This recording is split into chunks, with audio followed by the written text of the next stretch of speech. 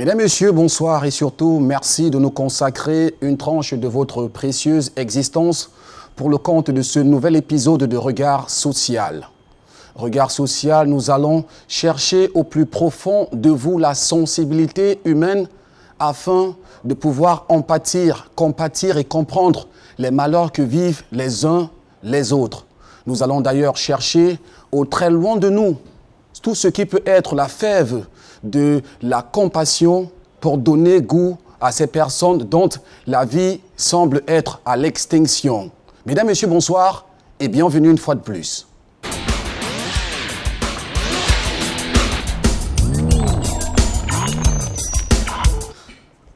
Nous sommes au cœur d'une société dont remplir les désirs et surtout les fondamentaux de la vie semblent être très loin de nous.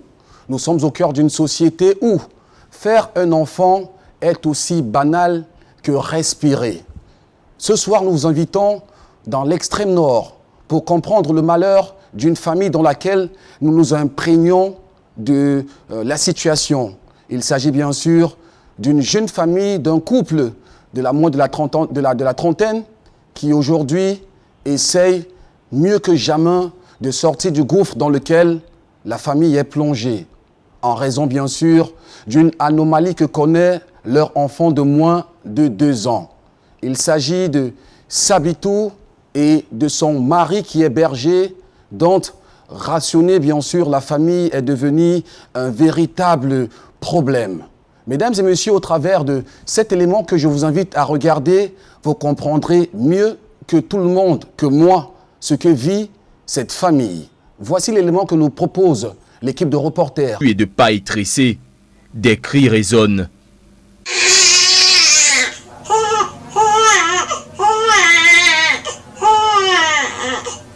Ce sont ceux d'Abdourahmane, un nourrisson âgé d'un peu plus d'1 mois et demi.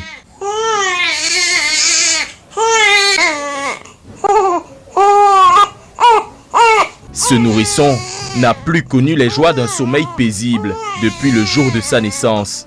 Salamatou, sa maman, elle aussi, a perdu le sommeil. La faute à cette protubérance qui a poussé dans le dos du petit garçon, seulement 2 semaines après qu'il soit venu au monde. Les parents ont fait le tour des hôpitaux avec leurs modestes moyens, mais rien n'y fait. Adamou, le papa, modeste berger, voit son fils s'éteindre à petit feu, impuissant.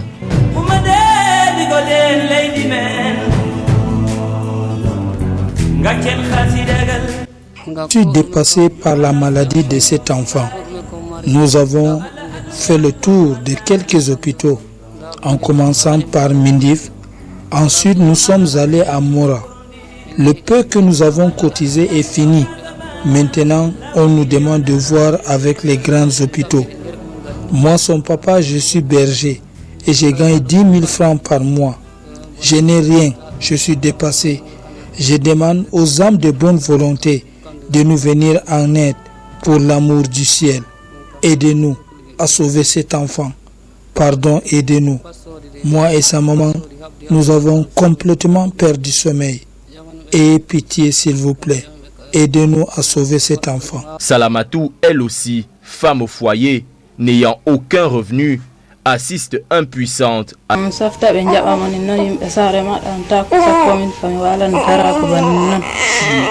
Je suis en train de perdre mon fils. Nous sommes allés à l'hôpital, mais rien n'a changé. Aller dans les grands hôpitaux.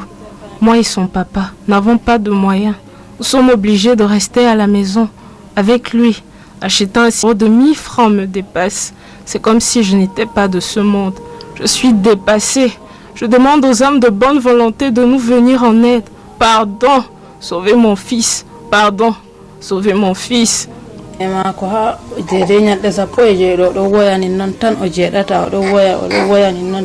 Adamou ayant perdu son modeste emploi de berger, la petite famille survit encore grâce à l'aide du voisinage, touché par la souffrance du petit Abdourahmane.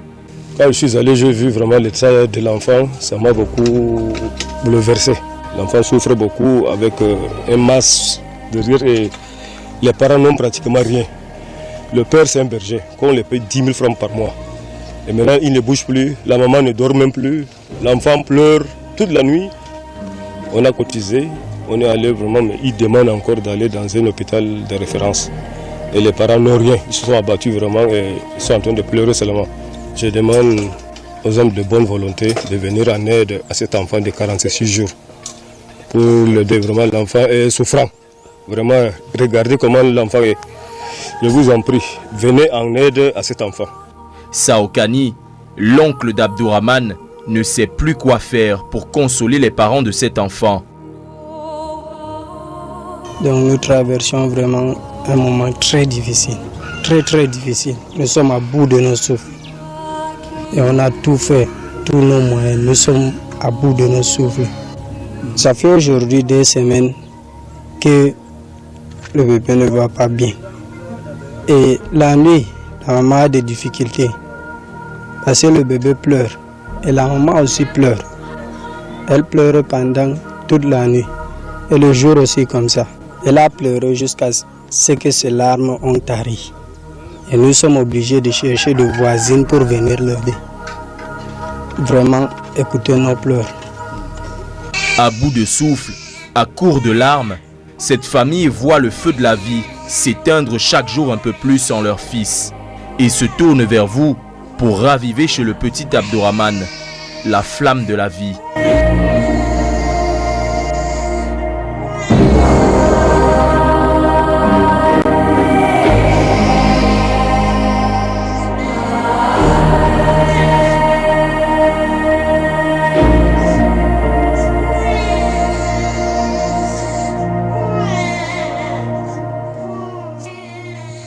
Une flamme de la vie d'ailleurs qui sera possible et plausible par vos nombreuses réactions, par votre sens humanitaire.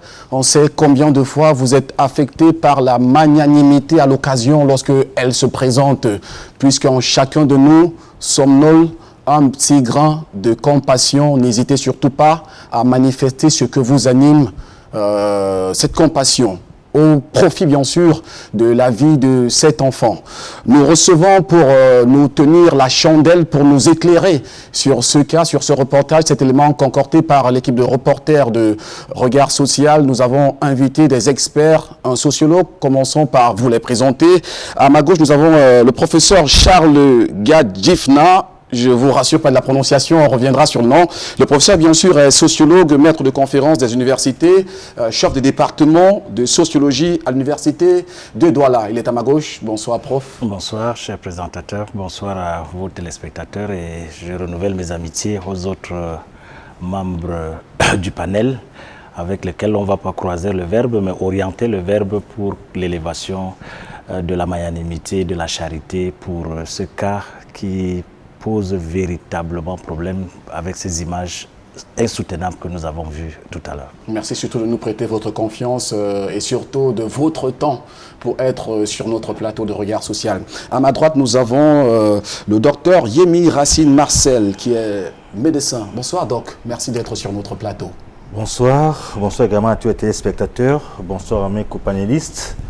Et je pense que nous allons essayer, n'est-ce pas, d'apporter le sourire à ce petit enfant qui n'a pas demandé de naître, mais qui est dans la souffrance. Et nous allons essayer de toucher le cœur des bienfaiteurs pour également avoir un élan de cœur pour, je dirais, une solution à sa santé. Et pas trop loin de vous, à votre gauche, docteur Honoré de Balzac et Mapi, qui est un habitué de notre plateau, gynécologue. Bonsoir, doc, et merci de nous faire l'amitié d'être là ce soir une fois de plus. Bonsoir, bonsoir aux panélistes, bonsoir aux spectateurs, bonsoir aux téléspectateurs de cette émission qui est très suivie partout dans le monde. Nous avons des échos et qui vous remercie, qui remercie chaque fois la télévision Equinox de mettre en œuvre cette chaîne de solidarité pour permettre de rassembler le maximum de personnes autour des personnes qui souffrent. Regard Social, c'est, il faut le dire, c'est une main, comment dire, c'est un coup de main qu'on donne au lieu du coup de pied que certaines personnes donnent sur des cas de société. Alors, exact. Commençons par tout d'abord apprécier ce reportage, vos sentiments. Quelle est l'appréciation qui ressort de vous? Mais, bien évidemment, c'est toujours avec le cœur lourd que nous voyons ces multiples situations qui tombent sur la tête des parents, très généralement des jeunes parents qui sont aussi démunis et par conséquent ne peuvent pas suivre tout à fait correctement leur grossesse. Nous avons ici le cas d'un enfant, si je vois le reportage, le cas d'un enfant qui présente vraisemblablement ce qu'on appelle une tumeur sacro-coccygienne, probablement une tumeur iliaque, ça c'est sur les photos que je suis en train de voir, qui ce sont des malformations congénitales, c'est quelque chose qui est apparu très probablement à la naissance en utero et qui à la naissance, après la naissance, va commencer à croître qui va croître beaucoup plus, mettant tous les parents, mettant tous les entourages en péril, dans une situation très inconfortable. Ceci d'autant plus qu'ils sont dans une localité, dans une région du pays où la couverture sanitaire n'est pas la meilleure comme à Douala ou à Yaoundé, ce qui pose un gros problème. On reviendra dessus pour l'élaboration, pour le développer sur ce cas de maladie. Docteur, je reviens à vous. Permettez-moi, docteur Yemi Rathine. Docteur, quel est le sentiment qui vous habite au sorti, bien sûr, de cet élément proposé par notre équipe de reporters? Bien,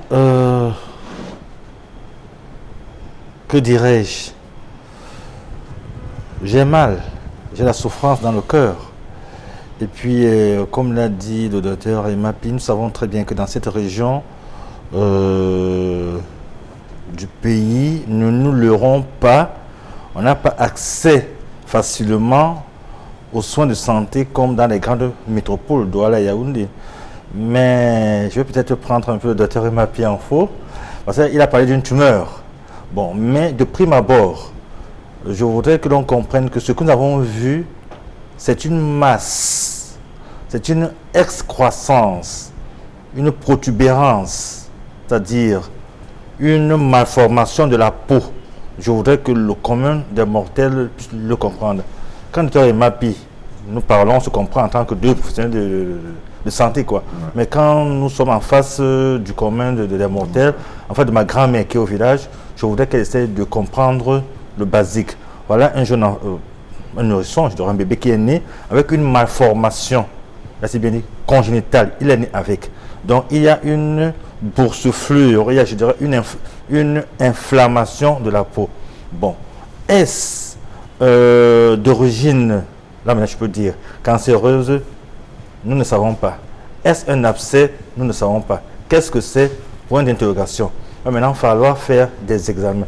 Est-ce que dans cette région du pays, nous avons l'appareillage nécessaire pour poser un bon diagnostic? C'est vrai, j'ai vu dans certaines zones de la télévision qu'il y a eu un scanner qu'on a mis, je pense, en Maroc et tout. Je dis bravo au ministre de la Santé. Bon, mais est-ce que ces parents auront des moyens pour pouvoir faire, je dirais, un scanner pour pouvoir poser un diagnostic exact? Parce que cet enfant, nous avons suivi, les parents n'ont pas d'argent. L'enfant qui crie à longueur de journée, je pense que ce n'est pas seulement la maladie, mais nous avons un professeur de sociologie qui va essayer de nous définir le stress, la douleur. Parce que là, c'est l'enfant qui est malade, d'accord? Mais qu'est-ce que l'entourage ressent? Qu'est-ce que les parents ressentent? Je pense que les parents sont doublement malades par rapport au petit enfant qui est innocent, qui ne sait pas ce que c'est. Je pense même que le plus gros problème même, ce sont des parents. On y reviendra, ce sera avec bien sûr le professeur, le sociologue. Mais avant, docteur Emapi, dites-moi plutôt, qu'est-ce qui peut être à l'origine de cette malformation, d'après vous? Sont-ce des mesures qui n'ont pas été préalablement respectées? Sont-ce, comment dire, les visites qui n'ont pas été faites en due et bonne forme? C'est quoi concrètement? Déjà, il faut faire une chose. Cette émission se veut également pédagogique, expliquant un certain nombre de choses aux téléspectateurs.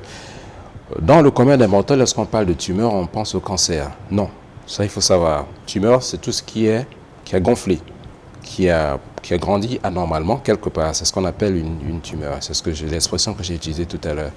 Maintenant, savoir si c'est parce qu'il y a eu manque de visite que ceci est apparu chez cet enfant, j'ai dit non. c'est quelque chose qui commence très certainement bien pendant la période d'embryogenèse, c'est-à-dire la période de formation des organes. On ne peut pas donner un diagnostic de certitude simplement en regardant les photos. Nous faisons simplement des hypothèses diagnostiques en se disant cela peut être tel, cela peut être telle chose. Alors moi j'ai parlé de tumeur sacro-oxygène, cela peut être ce qu'on appelle une spina bifida, même si cela ne ressemble pas beaucoup à ça parce que c'est beaucoup plus localisé que ça. Donc il faut des examens un peu plus poussés pour pouvoir le faire. Mais quel que soit le cas, ça fait partie d'une certaine charnière qu'on connaît très bien en obstétrique, en gynécologie, en obstétrique. Et il y a, pour prévenir certaines de ces tumeurs, en consultation prénatale et dès le début de la grossesse, il y a un médicament que nous prescrivons au moment qu'ils doivent les prendre. C'est de l'acide folique qui permet de prévenir certaines malformations de ce côté-là, qui malheureusement dans les coins assez reculés ou bien parce que le personnel n'est pas assez formé dans la prise en charge de ces petits médicaments qui ne coûtent pas cher, elles ne vont pas l'avoir. Et je parle bien de l'acide folique, ça ne coûte pas cher. Et on peut avoir des situations aussi dramatiques que celle-là. Alors, voilà les méthodes qu'on utilise pour éviter ce genre de maladies qui peuvent apparaître chez un individu, chez un bébé qui vient de naître. Alors, est-ce que le diagnostic aurait pu être fait? Oui. Ce sont des diagnostics qui sont faits en anténatal, c'est-à-dire que pendant les consultations prénatales, cela peut être fait simplement par des échographies. Je le répète toujours, des échographies qui sont faites par des personnes qui ont bien la sémiologie, c'est-à-dire que le ABC de l'échographie obstétricale, sachant qu'on va mettre A, B plus A, ça va donner BA, c'est un peu ça ce qu'on appelle l'alphabet obstétrical. Donc, ces personnes-là qui peuvent bien faire ces diagnostics-là en anténatal avant l'accouchement, on peut bien faire ce diagnostic. Cela permet peut-être de préparer les patients par rapport, les malades de couple par rapport à ce qui va arriver, et ce qui fait qu'ils ne sont pas surpris quand ils voient leur enfant dans cet état. Ils sont beaucoup plus préparés psychologiquement par rapport à la venue de l'enfant. J'aimerais bien savoir, docteur, en fait, toutes les personnes qui nous suivent, nous téléspectateurs, se posent bien la question de savoir, est-ce que ce n'est pas dû au comportement de la mère? Est-ce que ce n'est pas dû à certaines consommations ou alors aux attitudes? Est-ce que ce n'est pas dû à cela, puisqu'on sait que le plasma, normalement, devrait être une zone saine où l'enfant s'épanouit naturellement jusqu'à sa naissance? Rien n'exclut au cours de la grossesse. Nous le disons toujours, en termes de consommation des médicaments, il faut faire très attention. Il faut faire très attention au cours de la grossesse, surtout au premier trimestre. Les 3 premiers mois de la grossesse sont une période très délicate pour une maman, parce que c'est la période de formation des organes, le cerveau, le cœur, le poumon, les mains et tout ceci, cela. Une consommation d'un certain nombre de produits ça peut débloquer la machine, ce qui fait que la machine de fabrication des organes, ça ne se fait pas tout à fait normalement. Il en est également de certains aliments qu'on va consommer. Il en est de même aussi quand je parle de médicaments, ce n'est pas forcément des médicaments de la médecine moderne, même de la pharmacopée traditionnelle. Il faut faire très attention, on doit prendre des médicaments que si cela s'avère véritablement nécessaire. Mais il y a également certaines malformations, on n'a pas forcément besoin de prendre tel ou tel autre médicament. C'est un phénomène qui s'est produit. C'est ce que nous appelons des malformations chromosomiques. C'est-à-dire, quand il y a des anomalies chromosomiques, ça, c'est difficile de pouvoir prévenir. Cela veut dire que c'est venu soit de la maman, soit du papa. Cela demande une enquête, cela demande ce qu'on appelle une étude cytogénétique chez les deux parents pour pouvoir voir s'il y a ces gènes-là dans l'organisme qui puissent transmettre à leurs enfants. Donc, alors, il y a beaucoup de possibilités. Merci. Je me retourne cette fois-ci vers le docteur Yemi Racine pour demander, est-ce que cela est atypique, propre au pays subsaharien, la zone subsaharienne ou alors à l'Afrique? Est-ce que ce genre de maladie est propre à nous, les Africains? Non, pas du tout. Ce n'est pas seulement aux Africains, mais je voudrais un peu revenir sur ce qu'a dit Dr Mapi. Je pense qu'il faut partir du basique. J'ai toujours eu à le dire sur ce plateau que toute femme enceinte doit toujours faire des examens prénataux. Parce que il y a la conséquence de certaines maladies qui peuvent aboutir à ce genre de conséquences. D'accord ? Généralement, nous avons des femmes qui vont voir le médecin, disons, à la au dernier trimestre, ce qui n'est pas normal. Alors, je voudrais dire que ce n'est pas seulement en Afrique subsaharienne, ce n'est pas seulement dans les pays tiers-mondistes, quoi. On trouve également ce genre de conséquences dans les pays développés. Parce que si je prends un exemple, n'est-ce pas, de ce qui s'est passé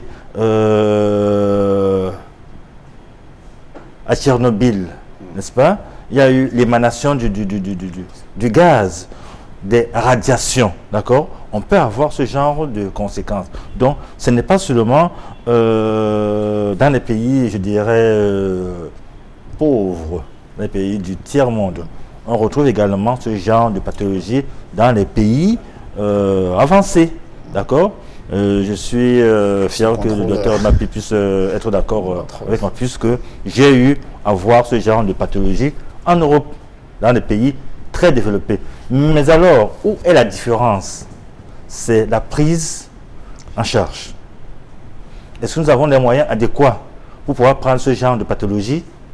Je pense que si c'était en Europe, dans les pays développés, c'est un enfant qui devait être refait dans des services spécialisés. Mais il est abandonné à lui-même, ses parents sont abandonnés à eux-mêmes. Ça fait double souffrance. Pour me résumer, c'est pas seulement en Afrique.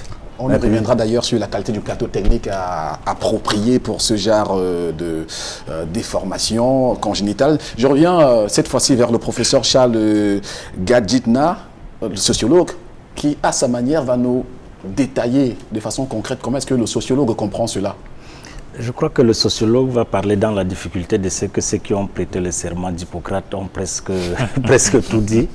Mais le moins qu'on puisse dire, c'est au niveau au moins de la charge du supplice psychologique que subit cette dame. Et je peux dire le foyer parce que ce n'est pas la maman, j'ai dit la dame parce que c'est elle qui a porté l'enfant et c'est elle qui, plus que le père, est au chevet. Donc je crois qu'il faut tenir compte de cette dimension psychologique-là, que cette femme soit stéréotypée, elle soit stigmatisée ou alors qu'elle soit étiquetée pour des choses qui peuvent être maléfiques. Vous savez, nous sommes en Afrique, les sorts maléfiques peuvent également participer de cette dynamique-là. Au-delà de ce que les médecins ont dit, ça peut être une malformation. Vous savez que l'œuvre, la création humaine est quelque chose d'abord de mythique et d'énigmatique parce que logiquement, quel que soit le degré de la science, on ne pourrait pas établir le fait qu'un rapport entre une femme et un homme donne à une ossature que nous savons. Donc c'est d'abord une œuvre divine, mais qui participe donc de ces malformations qu'ils ont peut-être déjà citées. Mais nous sommes en Afrique, nous sommes d'abord des Africains, il faut également tenir compte de cette approche-là.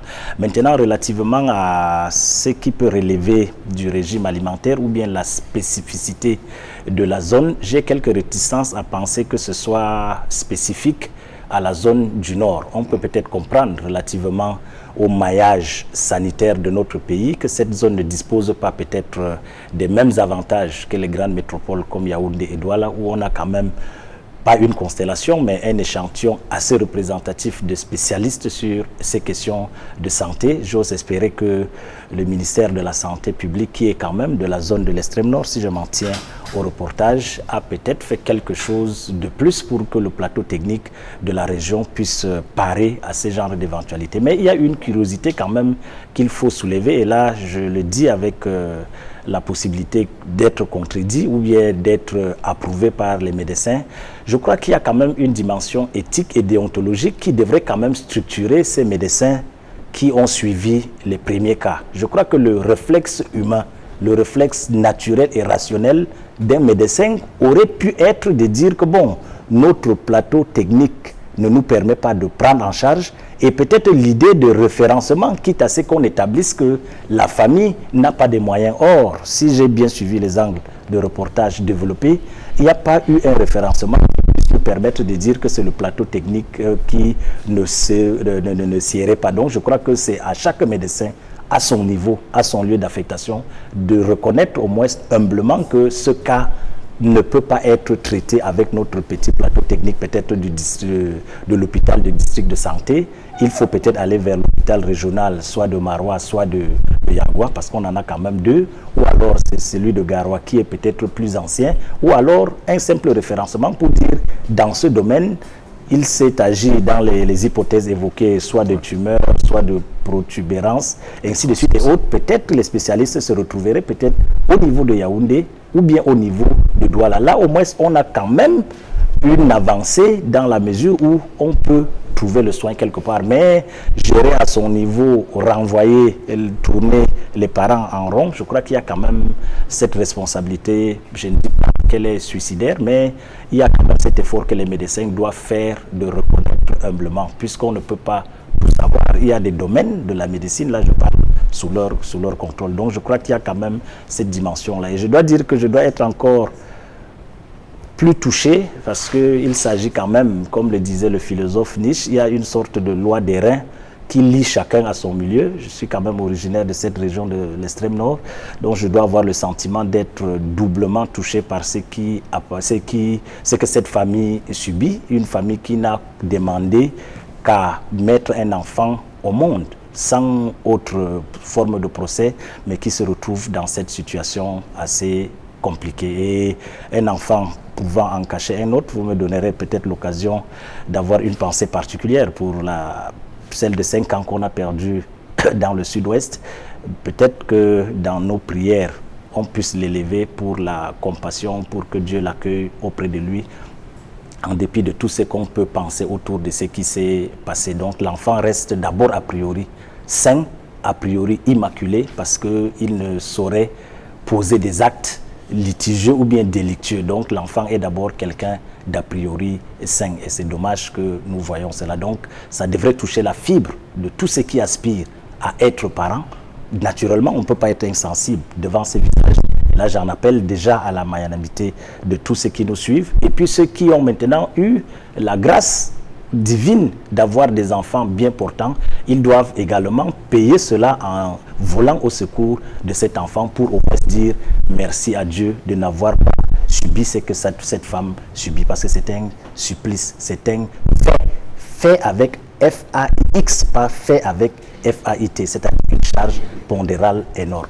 Et d'ailleurs, c'est l'occasion pour nous de convier, de tendre le carton d'invitation à ces personnes qui sont imbibées, bien sûr, de la fibre humaniste, à pouvoir, bien sûr, faire leur don, à être au chevet de ces personnes nécessiteuses et surtout à comprendre ce qu'endure cette famille. Puisque nous sommes avec vous, professeur, on reste avec vous pour parler cette fois-ci des conséquences. Qu'est-ce que cela peut être comme impact sur les parents dans la petite famille, la petite maisonnée?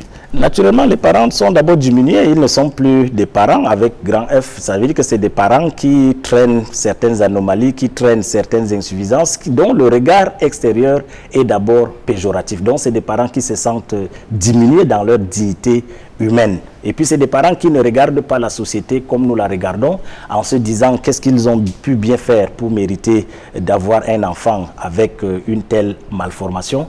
Est-ce que c'est un mauvais sort qu'ils sont en train de conjurer? Est-ce qu'ils sont en train de payer une malédiction divine? Donc, je crois que c'est dans cette constellation-là. Mais il faudrait qu'ils le dépassent pour dire qu'en réalité, aucun parent ne peut souhaiter le mal à un enfant et de se remettre au fait que l'enfant est d'abord une œuvre de Dieu. Donc, il faudra une ascèse religieuse, un peu d'éthique pour dire qu'en réalité, on laisse ça entre les mains de ce Seigneur ou de ce Dieu qui l'a créé et de nos vaillants médecins qui peuvent toujours concourir à la guérison de cet enfant. Parce que je n'ai pas personnellement de doute sur le fait que la compétence médicale existe. Il suffit peut-être que ce soit remonté, mais nous avons vu des cas plus désespérés que cela. Donc, aux parents, j'ai dit, il faudrait peut-être scander cette symphonie musicale pour dire tant qu'il y a la vie, il y a espoir. Parce que l'enfant est déjà à 1 an, presque 2 ans, pour demander de dire que l'espoir reste encore permis ou alors l'espoir est tout permis quand on a des médecins de haut vol comme ce que vous avez sur le plateau. L'espoir fait vivre. D'ailleurs, l'espoir grandit toute passion. Je reviens vers cette fois-ci les spécialistes du domaine avec le docteur Balzac et Mapi. Docteur, quelles sont les conséquences directes qui peuvent impacter sur l'enfant? Déjà, avant de revenir sur les conséquences qui peuvent impacter sur l'enfant, je vais réagir à une allégation du professeur sur le système de référence. Il faut savoir qu'au Cameroun et je pense dans plusieurs pays du monde, le système de santé est pyramidal. Cela veut dire qu'en haut, il y a des unités, des hôpitaux de référence et ça va descendre en fonction du plateau technique jusqu'à un certain niveau. Alors, ceux qui sont en périphérie sont chargés de répertorier à un niveau supérieur les cas pour lesquels ils n'ont pas le plateau technique pour pouvoir gérer ou bien la compétence humaine pour pouvoir gérer. Et malheureusement, très généralement chez nous, nous nous mettons dans la poche des patients. C'est-à-dire quand on les regarde, on se dit ils n'ont pas de moyens. Non. il est important de pouvoir les renvoyer dans les hôpitaux où on estime que le cas peut être pris en charge. Parce qu'il y a aussi des unités sociales qui peuvent prendre en charge. On ne peut pas garder simplement en disant qu'ils n'ont pas de moyens. Ça, c'est toujours important de pouvoir refaire. Et donc, on a totalement raison de dire on ne peut pas rester sur place en disant qu'ils ne peuvent pas. Il faut simplement renvoyer. Maintenant, quelles peuvent être les conséquences? Il faut reconnaître que nous parlons toujours ici au conditionnel parce qu'on n'a pas un diagnostic précis. Nous n'avons pas vu l'enfant. On a essayé simplement d'évoquer quelles peuvent être les causes de cette masse que nous avons vue chez ce petit enfant. C'est clair, si le problème revient au niveau de la moelle épinière, au niveau de la colonne vertébrale, forcément qu'il peut avoir un retard sur le développement moteur de l'enfant, sur le développement psychique de l'enfant, sur le développement mental de l'enfant. Donc, c'est voilà des choses qui peuvent impacter sur l'avenir de l'enfant. Donc, c'est quand même important de prendre en charge. Heureusement, ce sont des tumeurs qui peuvent être prises en charge. Je l'ai dit, au Cameroun, on n'a pas besoin forcément d'aller à l'extérieur. On a des neurochirurgiens, on a des médecins assez compétents. Je dis neurochirurgiens entre guillemets parce qu'on n'a pas fait le diagnostic, parce que même des chirurgiens, pour certains cas, cela peut être un abcès, on ne sait jamais. Bon, mais très petitement. Donc, on peut bien les prendre en charge. Si ce n'est pas pris en charge, voilà les conséquences qu'on peut avoir. L'enfant qui ne va pas marcher, l'enfant qui ne va pas bien parler, l'enfant qui va avoir toutes sortes qui va avoir un gros retard sur le plan mental, sur le plan moteur. Surtout le rejet de la société, le regard. C'est également le regard de la population. Nous avons vu ici un petit enfant qui disait je ne peux pas aller à l'école simplement parce que quand je suis avec mes amis, on va me rejeter, on va dire vas-y là-bas, tu n'as pas ceci, tu n'as pas cela. Donc ça c'est très, très douloureux. Avec vous, docteur, dites-nous plutôt, parlons des conséquences, nous y restons d'ailleurs, des conséquences de façon indirecte qu'aurait pu subir l'enfant avant d'être à ce stade-là. Je veux dire dans sa phase embryonnaire, qu'aurait pu subir l'enfant pour arriver à ce stade, avant bien sûr sa naissance. Je ne sais pas si je me fais comprendre. Qu'aurait pu subir l'enfant? Puisque l'enfant naît déjà avec cette tumeur, entre guillemets, qu'aurait pu subir l'enfant pendant cette phase? J'avoue que je me perçois bien. Bon, je reviens pour vous relancer. Alors, oui. Je dis, qu'est-ce qui aurait motivé, ou alors qu'est-ce qui aurait été un facteur, qu'est-ce qui aurait été favorable à ce que l'enfant naisse dans ce dysfonctionnement? Qu'est-ce qui aurait provoqué? Voilà. Alors, quelles sont les causes? N'est-ce pas? De façon indirecte. Les causes qui ont provoqué cette malformation. Ouais. Je pense que nous l'avons dit à l'entame, hein. Il y a plusieurs causes. Hein. Ça pourrait être des causes génétiques, ça pourrait être des causes environnementales. Tout à l'heure, je vous ai dit, par exemple, si nous regardons la conséquence qu'il y a pu avoir à Tchernobyl, avec les radiations, ou alors à Hiroshima, par exemple, on peut avoir ce genre de conséquences. Si le docteur Imapila si bien développé, c'est vrai que nous n'avons pas encore fait ça. Est-ce un processus cancérogène? D'accord? Ça peut être héréditaire. On ne dit pas que c'est ça. Voilà peut-être les causes, quoi. Est-ce que à l'entame, il y a eu un bon suivi également? Parce qu'il faut toujours aller à la base. Est-ce que quand cette dame est tombée enceinte, quand elle a constaté qu'elle a eu un retard, est-elle allée faire des visites prénatales? Ça, c'est le plus important.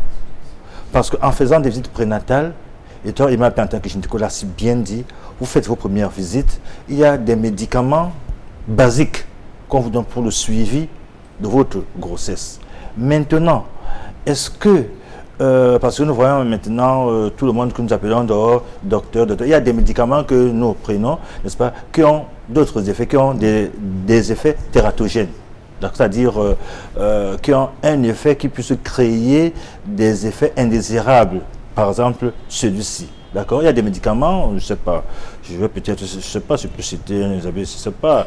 Bref, il y a des médicaments qu'on ne donne pas au premier trimestre de grossesse. Même si vous avez mal, seul un bon spécialiste, n'est-ce pas, pourra vous dire, face à cette douleur, face à cette pathologie, voici le médicament que vous devez prendre par rapport à l'autre. Parce que durant le premier trimestre de grossesse, c'est là même, c'est un trimestre qui est vital. C'est là où tout se passe, c'est là où le cœur, le cerveau, les poumons, les reins, tout se développe.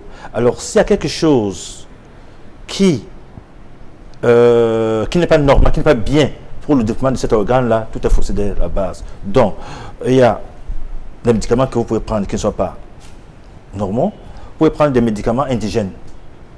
Hein? Je pense que celui l'a dit. Vous pouvez prendre des médicaments qui ne sont pas adaptés à ce que vous avez. Ça peut créer des choses pareilles. Donc, il y a plusieurs causes. Il y a des causes endogènes et des causes exogènes.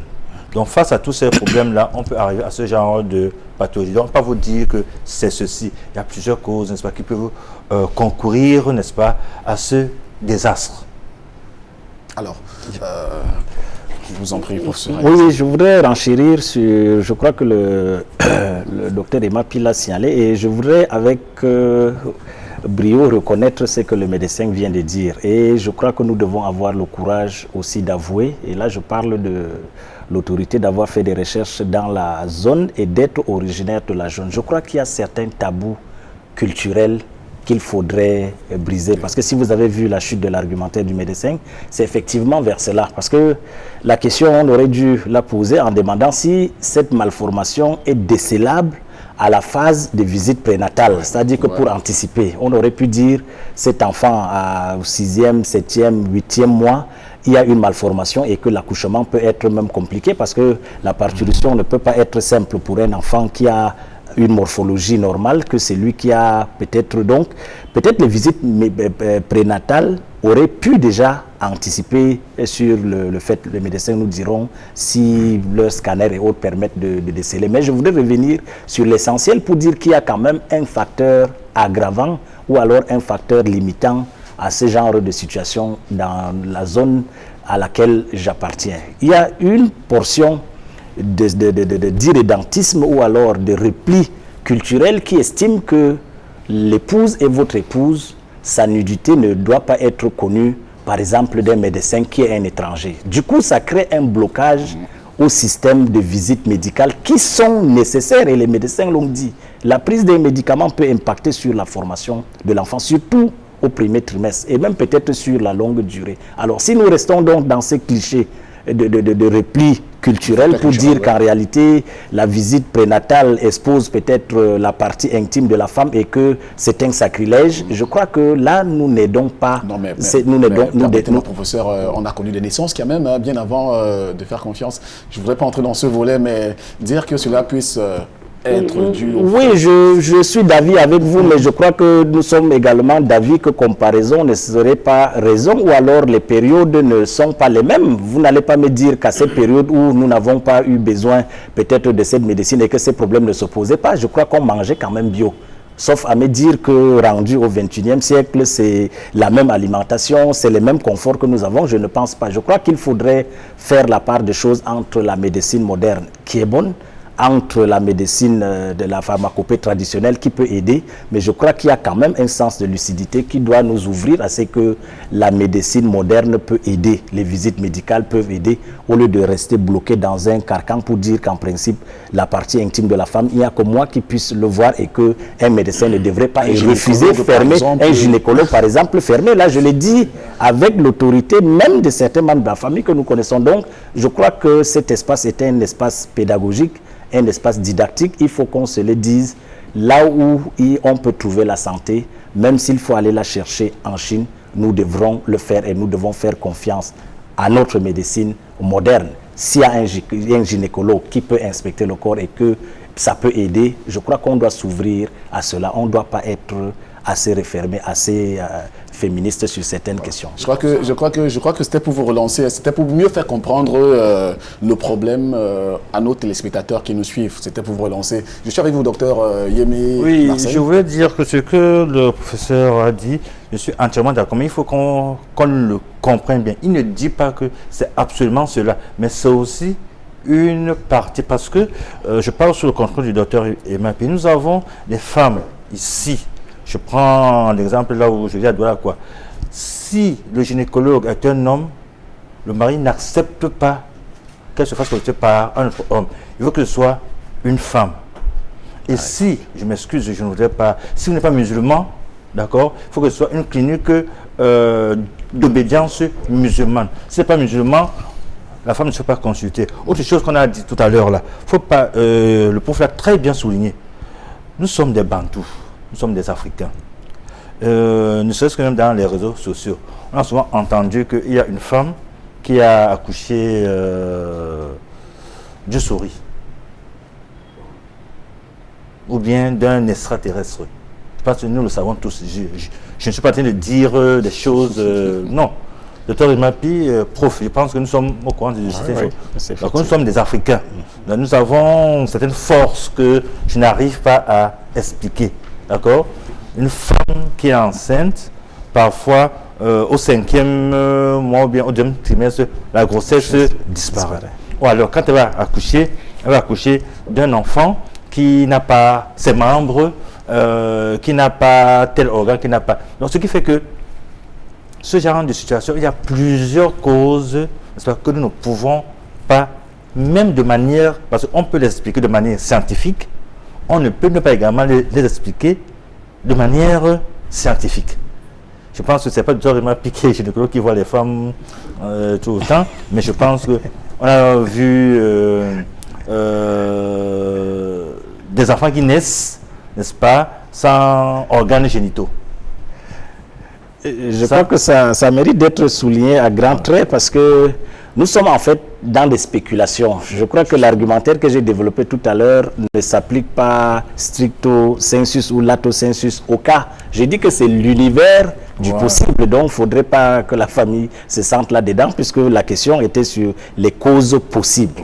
J'ai dit que dans les causes possibles, les barrières culturelles ou religieuses peuvent participer de cela. Donc il ne faudrait pas faire de l'emphase, il ne faudrait pas se canaliser effectivement sur ce cas. Et profitons généralement de cette émission pour donner des conseils, pour attirer l'attention sur certains faits et pour relever certains tabous, certains freins à l'évolution de notre société. Et ça, le professeur, il fait très bien de signaler ces tabous que nous rencontrons très généralement au cours des consultations prénatales. Vous avez parlé des femmes qui ne peuvent pas, les femmes qui refusent de se déshabiller devant le médecin sous prétexte que, enfin c'est même pas elle généralement, c'est le mari qui dit non, tu ne peux pas te mettre nu devant une autre personne que moi. C'est ce que nous voyons très généralement. Et quand oui, on a un autre homme. Oui, un autre homme, ça il faut bien préciser. Ou bien quand on va arriver, est-ce qu'il n'y a pas de médecin femme ici? Ça, c'est pas seulement ici. Je me rappelle quand j'étais en stage en Europe, on vient à l'hôpital, on dit aux urgences, elle est en train de saigner, je veux absolument une femme. Malheureusement, il n'y a pas de femme. Qu'est-ce que tu vas faire? Donc, c'est des tabous qu'il faut lever. Il en est de même de cette notion d'aller à l'hôpital, qui n'est pas très courant. On se dit non, la grossesse c'est quelque chose de naturel et il faut aller tout à fait naturellement. On n'a pas besoin d'aller à l'hôpital. Non, on évolue. La société évolue tout à fait comme un peu partout. Non, il faut tenir compte de ça. Oui, c'est vrai, 90% des grossesses peuvent être tout à fait normales, mais il y a 10% qui vont poser problème. Or, nous savons que lorsqu'on a perdu une personne sur 1000, cela crée beaucoup de problèmes. Ça désorganise complètement la société. Si en perdant une femme qui accouche sur 100 000 femmes, c'est tout un foyer qui a été détruit. Parce que là, la femme ne sera plus là. Conséquent, les autres enfants qu'elle a, ils sont dans la débandade. Le monsieur aussi s'est totalement perdu. Ce sont des êtres humains qu'on a perdus comme ça dans la société. Donc, on ne peut pas négliger, même si c'est un seul cas, il est important qu'on fasse tout et tout pour sauver cela. Ça, il n'y a pas simplement cet aspect, mais il y a également l'autre fait. Donc, et justement, dans cette culture-là, on va dire que lorsqu'on a accouché, on a même pour celles qui parviennent à arriver à l'hôpital, si elle a accouché là, si elle a accouché à 16h, à 18h, je dois être chez moi. Oui, c'est possible. Sur 80, mais sur 20 femmes, vous allez rentrer à la maison, mais elle va mourir à la maison, simplement parce qu'elle est en train de saigner. Nous lui disons par exemple que lorsqu'une femme a accouché, il faut la surveiller 2 heures de temps au moins, avant qu'elle ne parte de la salle d'accouchement. Or, au bout de ces 2 heures-là, elle dit non, moi je rentre chez moi. Et il y a peut-être une retention placentaire, il y a peut-être des caducs qui sont restés à l'intérieur et qui vont la faire saigner. Ils estiment que c'est tout à fait normal. Quand on revient à l'hôpital, c'est déjà tard. Et encore, on est dans des coins assez reculés, on va rapidement, on ne va pas facilement trouver du sang. Donc, il est important d'attirer l'attention. Aujourd'hui, je pense que pour ceux qui sont à Douala, qui viennent à Douala, ils comprennent de plus en plus qu'il est important de suivre le visite prénatale. Il revient aux élites de ces localités, mais également à nous, on profite de ces plateaux comme ça pour dire non, ce n'est pas une mauvaise chose, il faut suivre l'évolution de la société et faire un peu comme les autres. Si vous nous rejoignez à l'instant, merci de vous installer sur votre canapé. Merci surtout de nous prêter ce moment, votre attention toute particulière afin de essayer de résorber ces cas sociaux très souvent qui affligent, apportent des personnes au bord du précipice. Nous sommes ici pour essayer d'éclairer les lanternes. Au-delà de ça, nous appelons à votre indulgence, nous appelons à votre générosité. On essaie de toucher le petit brin d'humanisme qui existe en vous afin d'apporter bien sûr force et courage, surtout beaucoup de souffle à ces personnes nécessiteuses, à cet enfant qui dans les yeux, on voit s'éteindre la vie pourtant plein de vie et d'aventures nouvelles devant lui. On revient avec vous, docteur, pour parler cette fois-ci des pistes de sortie, des solutions, malgré que nous soyons encore dans des spéculations. Y a-t-il moyen de remédier à cette déformation? Un bon traitement est basé sur un bon diagnostic. C'est la première chose à faire. Faire le diagnostic de cette boursouflure sur le dos de cet enfant. Je ne veux pas écorcher docteur Yemi en parlant de cette tuméfaction. Disons ça comme ça. Il faut d'abord faire le diagnostic de cette tuméfaction. Qu'est-ce qu'il y a derrière la peau? Je pense que là où elle est, on ne peut pas facilement faire le diagnostic, ça c'est clair. Donc, cet enfant est obligé de remonter soit à Maroua, soit à Garoua, et peut-être à Yaoundé, pour qu'on puisse faire un diagnostic. Une échographie, déjà, ça permet d'avoir une certaine idée, à défaut un scanner ou autre chose, pouvoir faire déjà le diagnostic de la formation. Mais moi, je pense que c'est une malformation qui est quand même accessible à un traitement, moi je pense. Parce qu'il y a eu des situations pareilles où on a réussi à régler le... Vous en avez connu? Oui, bien sûr. Où on a réussi à régler le problème de l'enfant. Donc je pense que avec de bons spécialistes, avec une bonne prise en charge, on peut donner de l'espoir, on peut donner du sourire à cette famille, pourvu que la chaîne de solidarité se mette encore en marche. Parce que là, ils sont totalement démunis. Il a dit, je ne sais pas qu'il a... Berger qu'il a 10 000 francs, je pense que c'est ce que j'ai suivi. Berger, 10 000 francs, et même le gars, il a perdu son boulot. Alors, docteur Marcel Yemi, dites-nous plutôt, plateau technique au Cameroun, dans sa zone, dans la région dans laquelle la famille vit, est-ce possible de pouvoir guérir cet enfant? Plateau technique assez fourni ou pas? Vous me poussez à dire. Prononcez-vous là-dessus. Il est difficile que je puisse me prononcer quant au plateau technique dans la zone, parce que je ne m'y connais pas en tant que tel. C'est vrai, une fois j'y ai été il y a peut-être 10 ans. J'allais dans le cadre, n'est-ce pas, des soins de santé premiers, je suis allé jusqu'à Bibimi. Mais je pense que sous le contrôle du prof qui est originaire de la zone, je pense qu'à Garoua, on peut. Mais tout d'abord, il faut qu'il dise une chose. Il pourrait avoir espoir. Et comme a dit le docteur Yemapi, c'est d'abord de poser un bon diagnostic. Et je pense que c'est le moment. Il ne faut pas attendre que l'enfant prenne encore de l'âge. Parce que ça peut conduire à autre chose. Peut-être à un processus, bon là maintenant le mot on va le sortir, processus cancérogène, d'accord? Mais là ça peut être une simple tumeur, hein? Et nous avons là, je pense que puisque c'est un enfant, nous avons des neuropédiatres chevronnés. Et je pense que, comme l'a dit le prof, le tout n'est pas d'avoir une technique sur place, non. C'est un enfant, c'est, je pourrais dire, un Camerounais.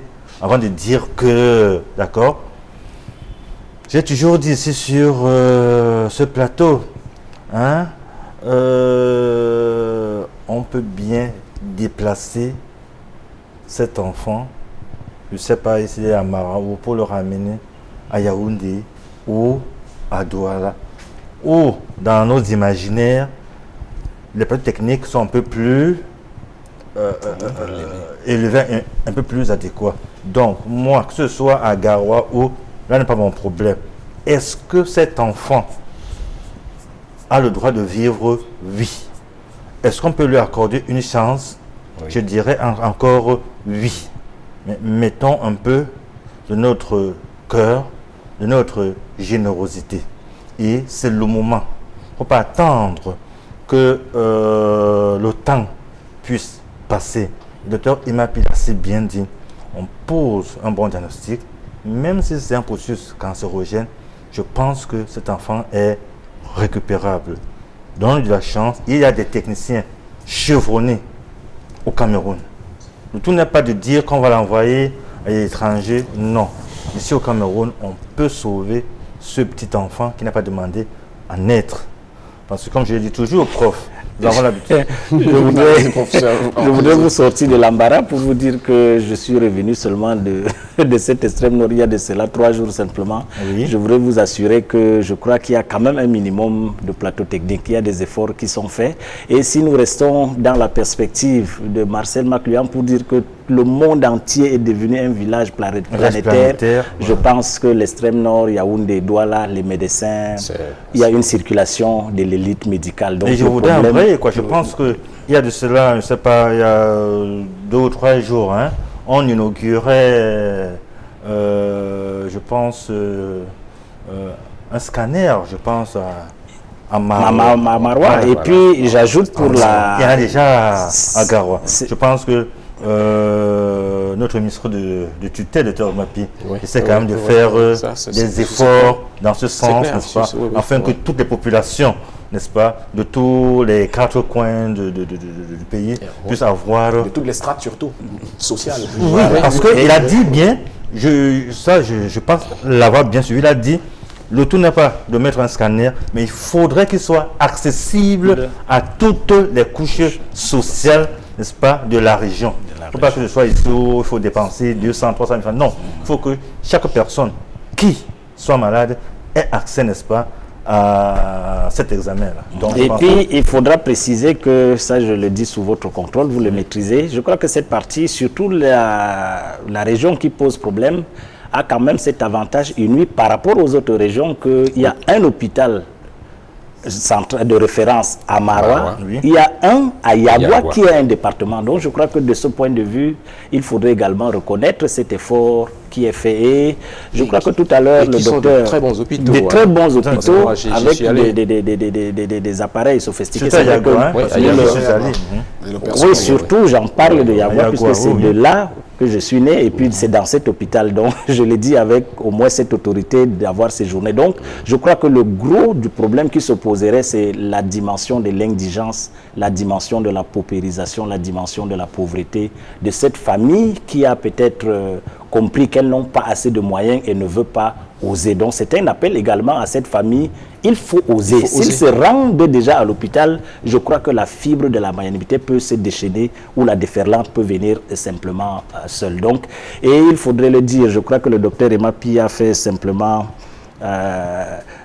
mine peut-être de modestie et d'humilité, parce que pour être quand même depuis plus de 7 ans ou 5 ans comme consultant dans Regard Social, je crois qu'il y a, je l'ai dit, très sincèrement, je crois qu'on a eu affaire à un enfant où le mal était un peu plus profond que ça. Et je crois qu'avec un peu l'aide des donateurs et puis le quotient intellectuel que Dieu lui a donné, ça devrait marcher. Et je voudrais, à la suite des médecins, je ne dis pas que ça leur a échappé, du point de vue du sociologue, je crois qu'ils vont me dire si ce n'est pas vrai. Je crois que le cas que nous avons vu nécessite, c'est vrai, peut-être un chirurgien, un pédiatre, mais je crois qu'il y a une approche interdisciplinaire qu'il faudrait pour ce cas, pour que le traitement soit global. Peut-être, je ne connais pas les autres branches de la médecine, mais de ce que nous avons vu, je crois qu'un chirurgien peut-être ne serait pas. Donc, il faudrait envisager une équipe qui soit composée des psychologues, des sociologues, des chirurgiens.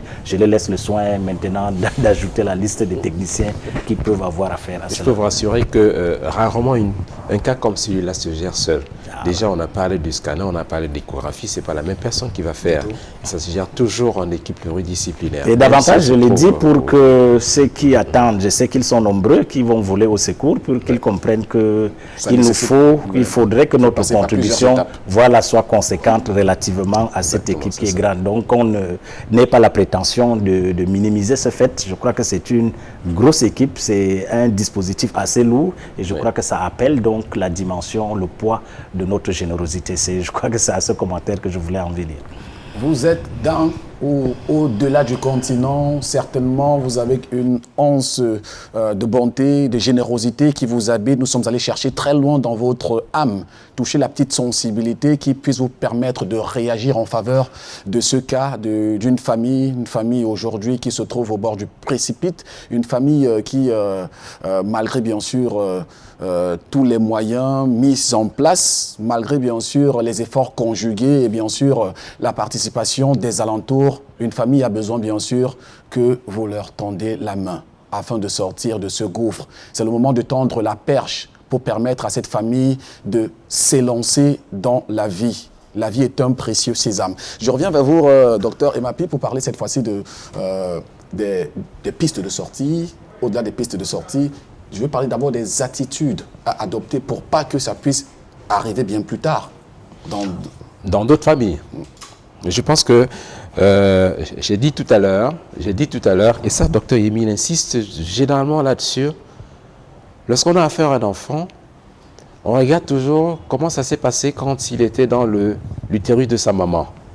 Comment est-ce que son environnement là, comment est-ce qu'il a vécu cet environnement? C'est une étape très importante. Et le meilleur moyen de savoir comment est-ce qu'il vit dans cet environnement-là, c'est de venir à l'hôpital. C'est de venir se faire consulter, qu'on essaie de jauger, voir est-ce qu'il y a un problème, est-ce que ça évolue tout à fait normalement. Mais c'est vrai qu'à côté de ça aussi, il faut quand même des moyens paracliniques qui permettent d'étudier comment cet enfant est là à l'intérieur. C'est de faire des échographies, c'est de faire des examens, c'est de faire des examens pour savoir s'il n'y a pas une infection quelque part qui peut entraver l'évolution de la grossesse. C'est de faire effectivement ces échographies-là. Et ça, je le dis toujours, il y a 3 échographies qui sont recommandées au cours d'une grossesse. Une échographie au premier trimestre de la grossesse qui permet de détecter certaines malformations de la grossesse du premier trimestre, mais également de savoir si c'est une grossesse qui évolue tout à fait normalement. Mais il y a l'échographie de deuxième trimestre qui semble la plus importante parce que c'est au cours de cette échographie qu'il faut étudier un être humain tout entier. Voilà la complexité de cet examen-là que beaucoup de gens estiment comme banal. Simplement non. Alors en fait, je le dis bien encore, c'est étudier un être entier, des pieds à la tête en passant par le cerveau, le cœur et tout ceci. Et ceci dans un autre être. C'est assez difficile. Donc, c'est de faire ces examens-là pour voir s'il y a une compatibilité avec la vie, si l'enfant qu'on va naître est compatible. Et s'il y a un problème, qu'on organise déjà l'équipe dont nous sommes en train de parler tout à l'heure pour dire, attention, il y a un être humain qui va arriver dans quelques mois, vous aurez du pain sur la planche. Il va falloir que vous vous occupez déjà, que vous preniez déjà des dispositions pour pouvoir prendre en charge. Cela peut être l'urologue, cela peut être le cardiologue, cela peut être le neurochirurgien, cela peut être le neuropédiatre, le chirurgien pédiatre, bref, toutes ces spécialités-là qu'on va déjà alerter pour le dire, cet enfant viendra. Donc, il y a ces choses-là, mais également venir à l'hôpital assez tôt. Et ça, je l'ai dit, dans une situation comme celle-là, si c'est une malformation du tube neural, comme je suis en train de le suspecter, dès le premier trimestre de la grossesse, il y a des petits médicaments qui ne coûtent pas cher. Ça coûte dans certains hôpitaux. Je pense que dans l'extrême nord, ça va coûter peut-être 100 francs. Ça, je vous le dis. À Douala, c'est peut-être 1000 francs. Donc, vous voyez que ça ne coûte pas cher. Donc, il faut simplement venir à l'hôpital assez tôt, qu'on ait le réflexe de dire qu'on va prescrire ces médicaments qui réduisent considérablement l'incidence de ces malformations dans les populations. Ça, il faut le dire.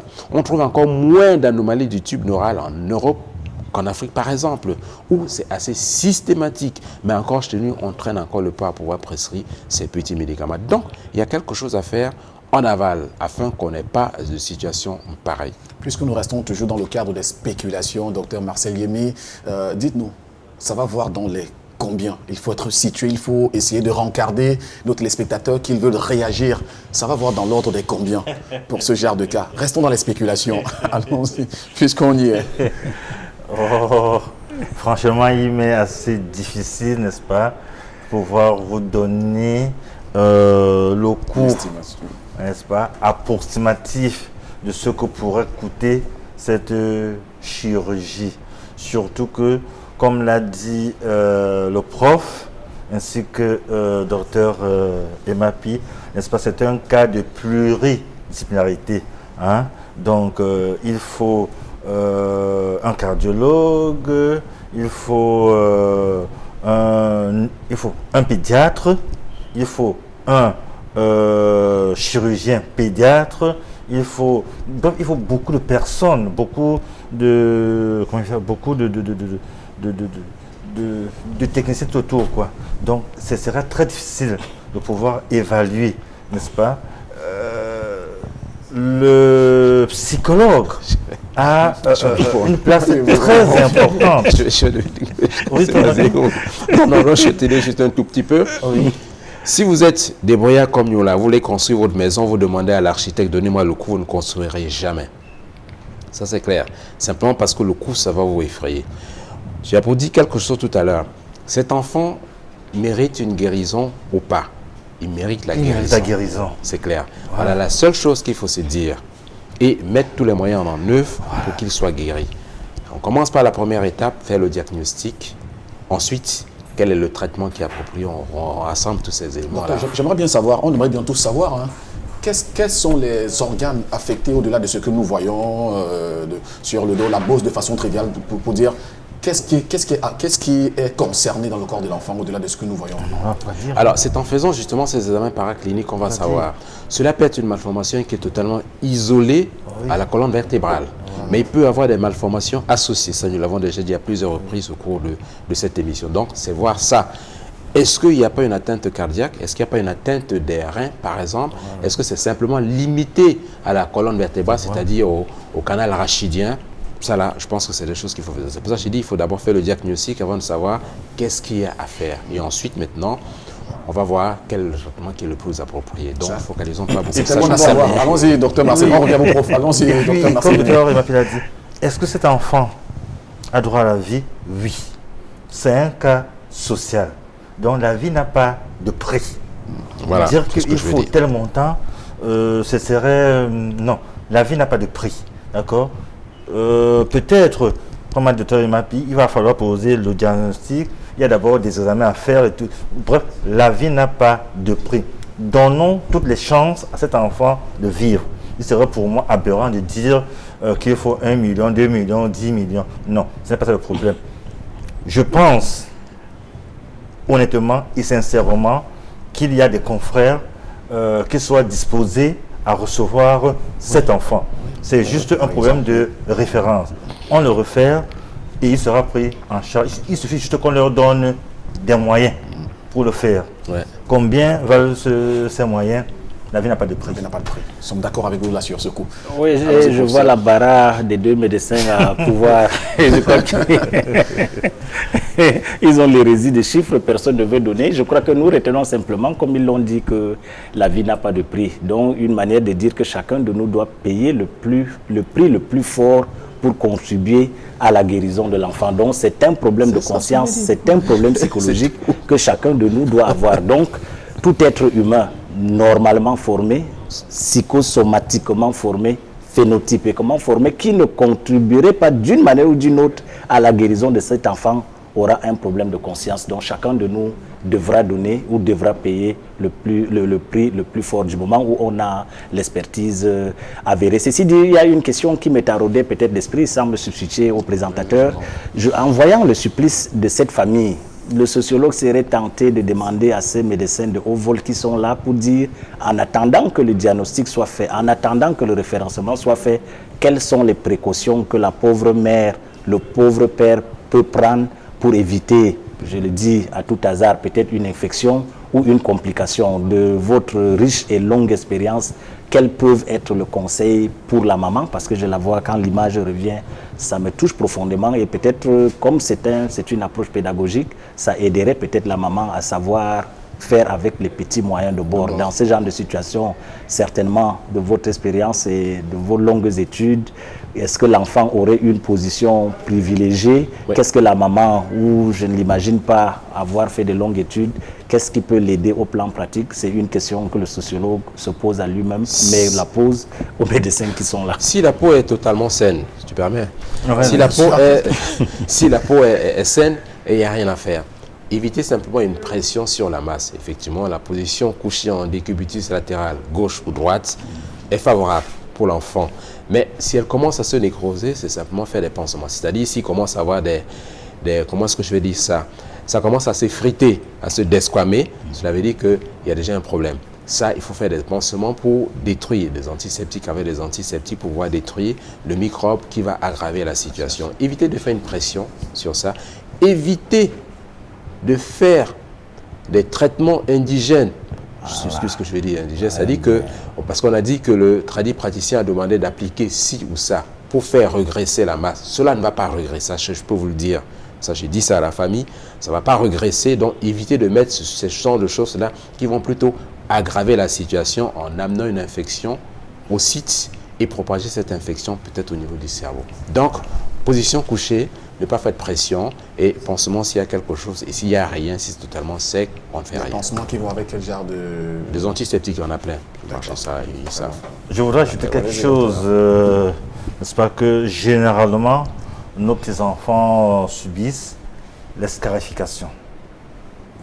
Très bien. Il faut éviter à tout prix les scarifications parce que c'est souvent la porte d'entrée idoine des infections.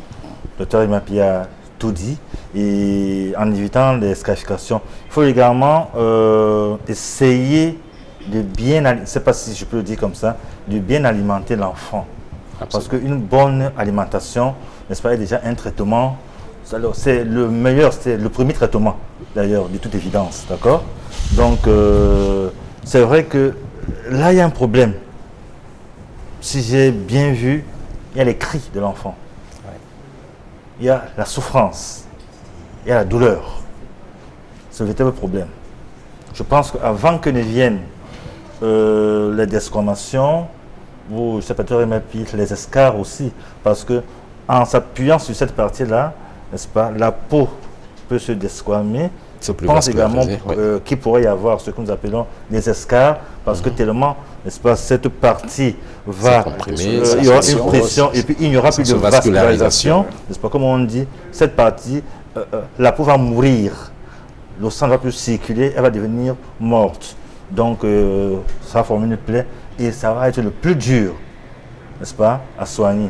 Donc, il faut éviter qu'il y ait une quelconque pression sur cet endroit. Et si les parents peuvent avoir les moyens de faire des bains quotidiens, alors bi-quotidiens, c'est-à-dire au moins 2 fois par jour avec des antiseptiques, je ne vais pas citer pour ne pas faire une publicité, n'est-ce pas, si on même utilise le simple savon de Marseille, que nous appelons le savon de Macabo, avec un gant de toilette, je pense que c'est largement suffisant. Mais il faut que l'enfant essaie de s'alimenter au maximum, qu'on essaie de lui donner, n'est-ce pas, une nourriture saine.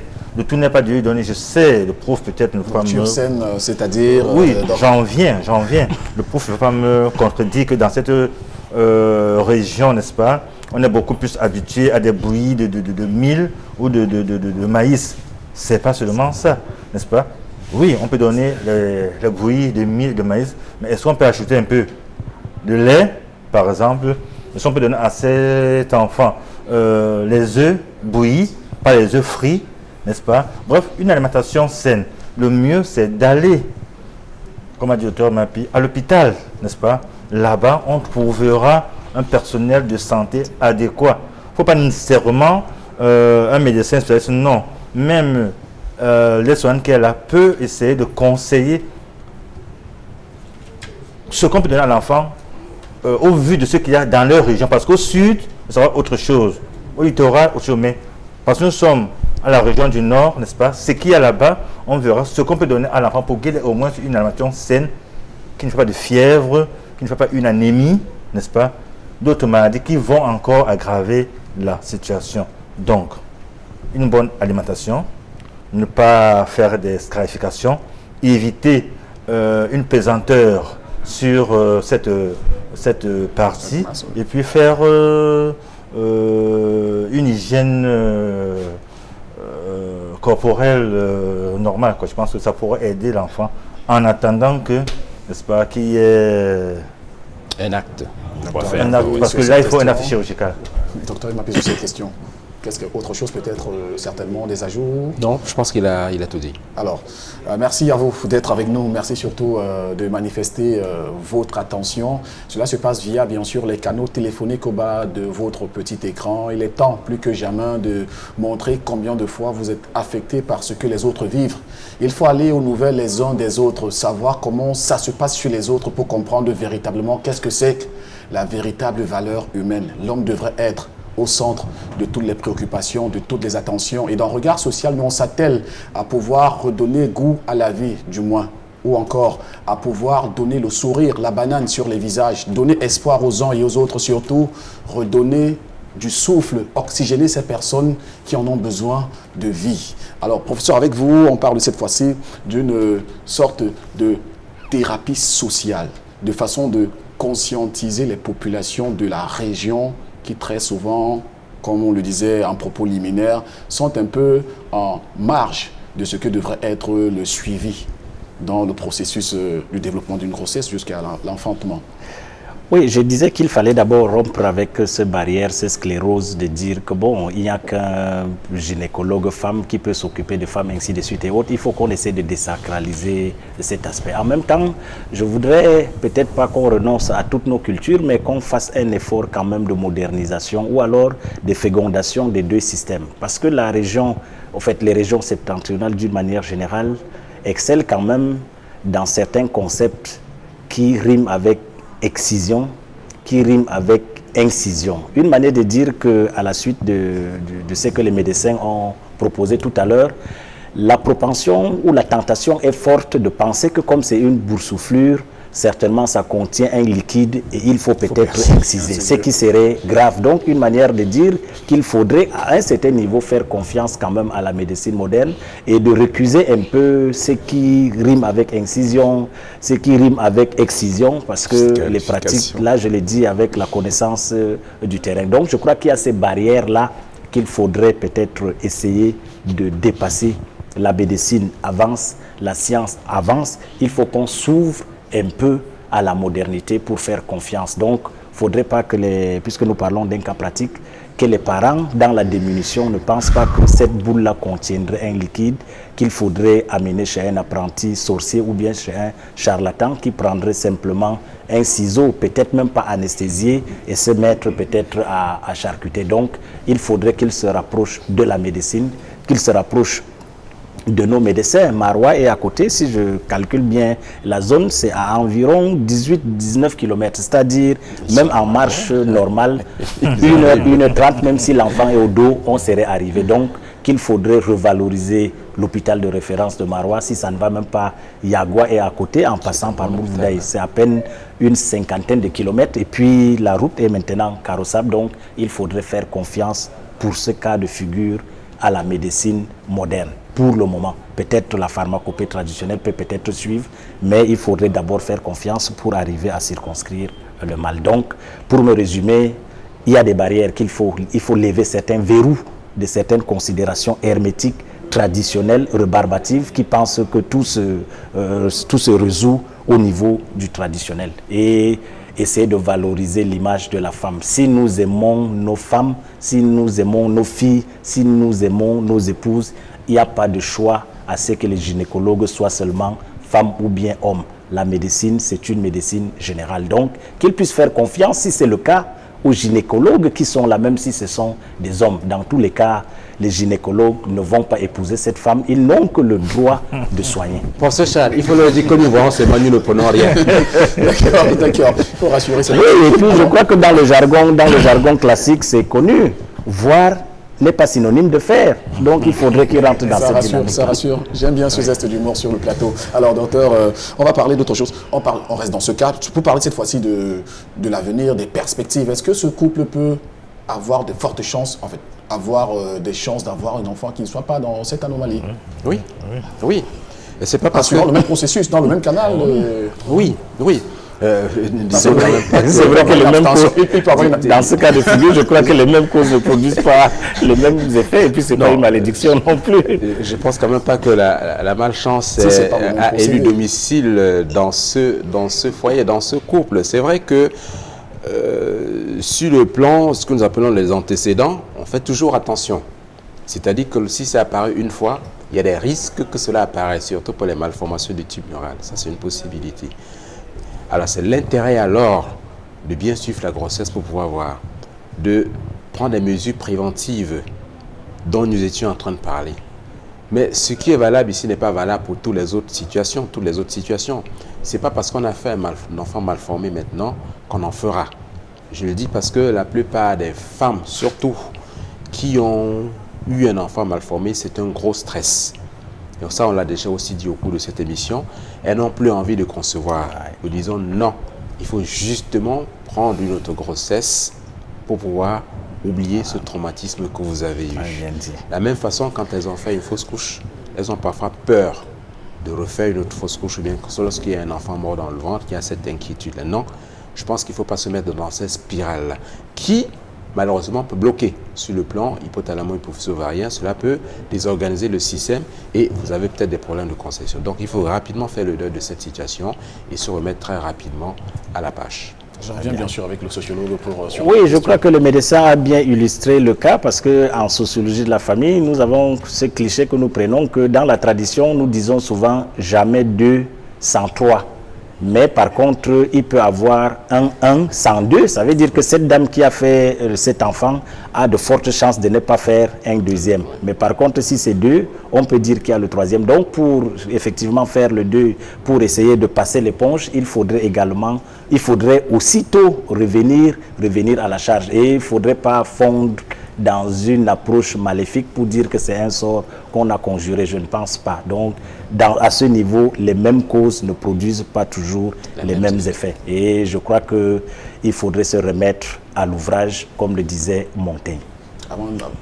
Je pense que c'est une fois de plus l'occasion de redire aux femmes que dès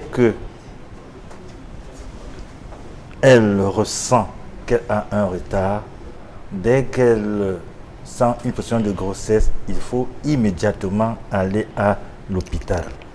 Et la sage-femme, le médecin qui va consulter la dame ou le médecin, il y a toujours une rubrique que nous appelons en médecine antécédent.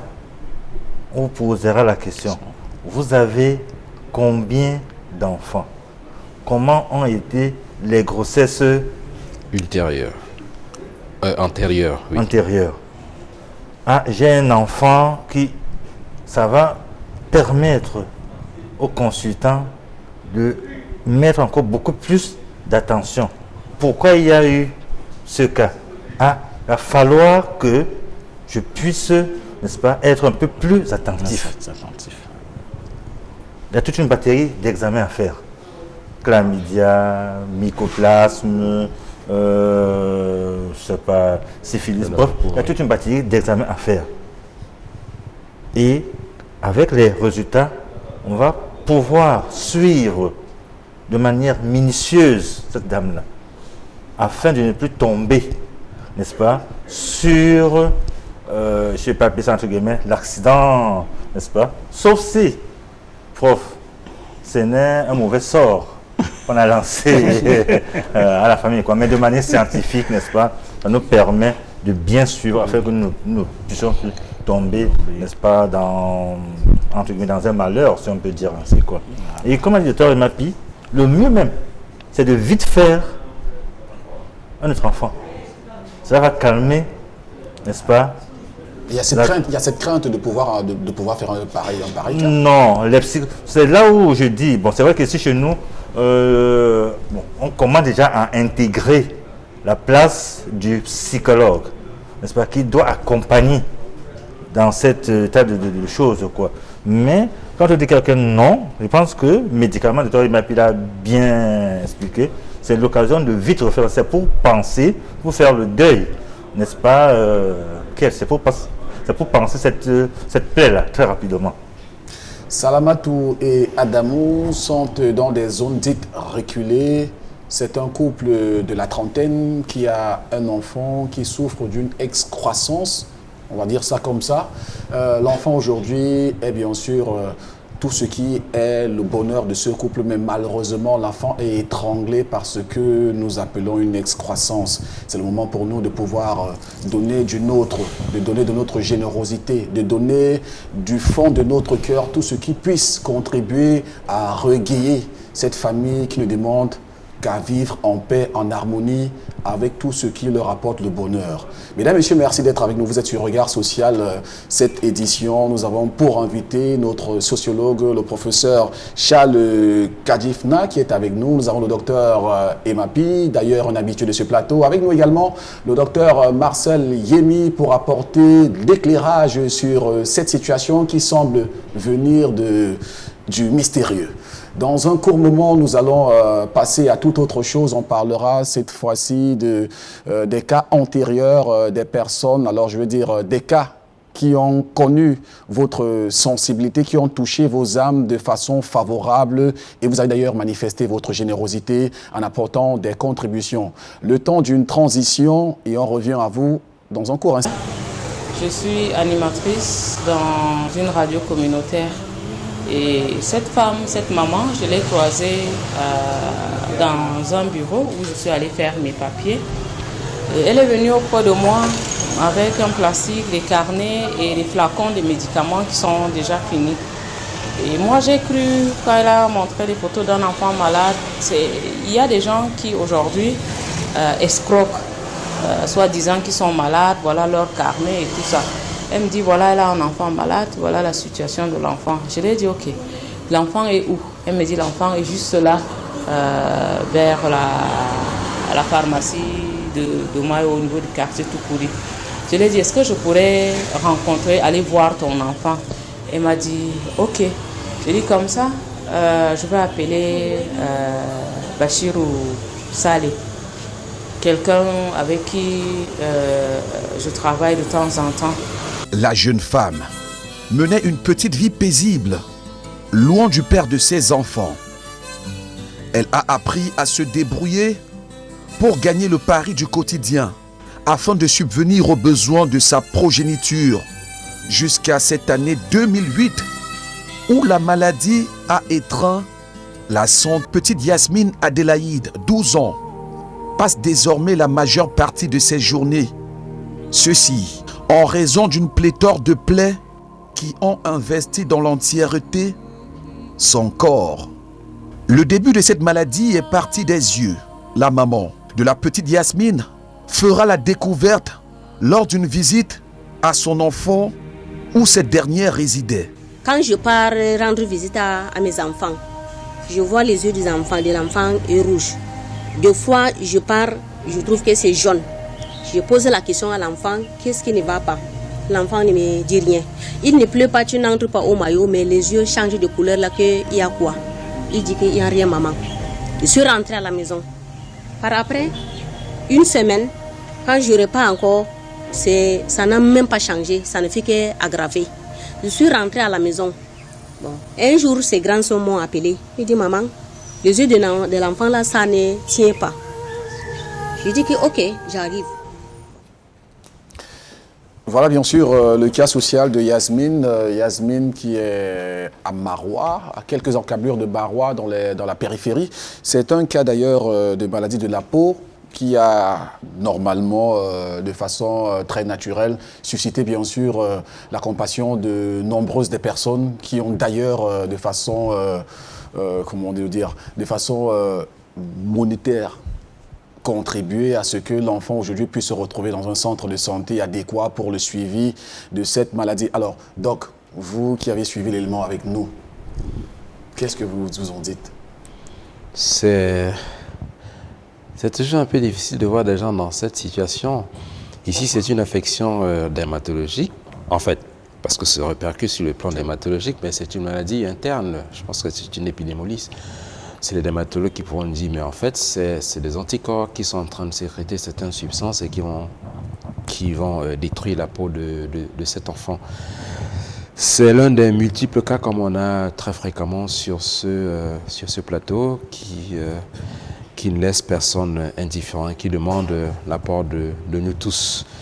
Ici, heureusement, on me dit que l'enfant est déjà pris en charge. On parlait tout à l'heure de la référence. L'enfant qui est jusqu'à Maroua, si c'est arrivé, si cela veut dire certainement qu'il y a une prise en charge tardive. L'enfant à quel âge? Je pense 10, 12 ans. 12 ans. C'est quelque chose qu'on aurait pu agir beaucoup plus. Heureusement, il est quand même sur la bonne voie. L'objectif ici, c'est de faire en sorte que ces plaies se cicatrisent, donner des substances qui vont aider l'organisme à ne plus lutter contre soi-même. Parce que c'est à peu près ce qui se passe.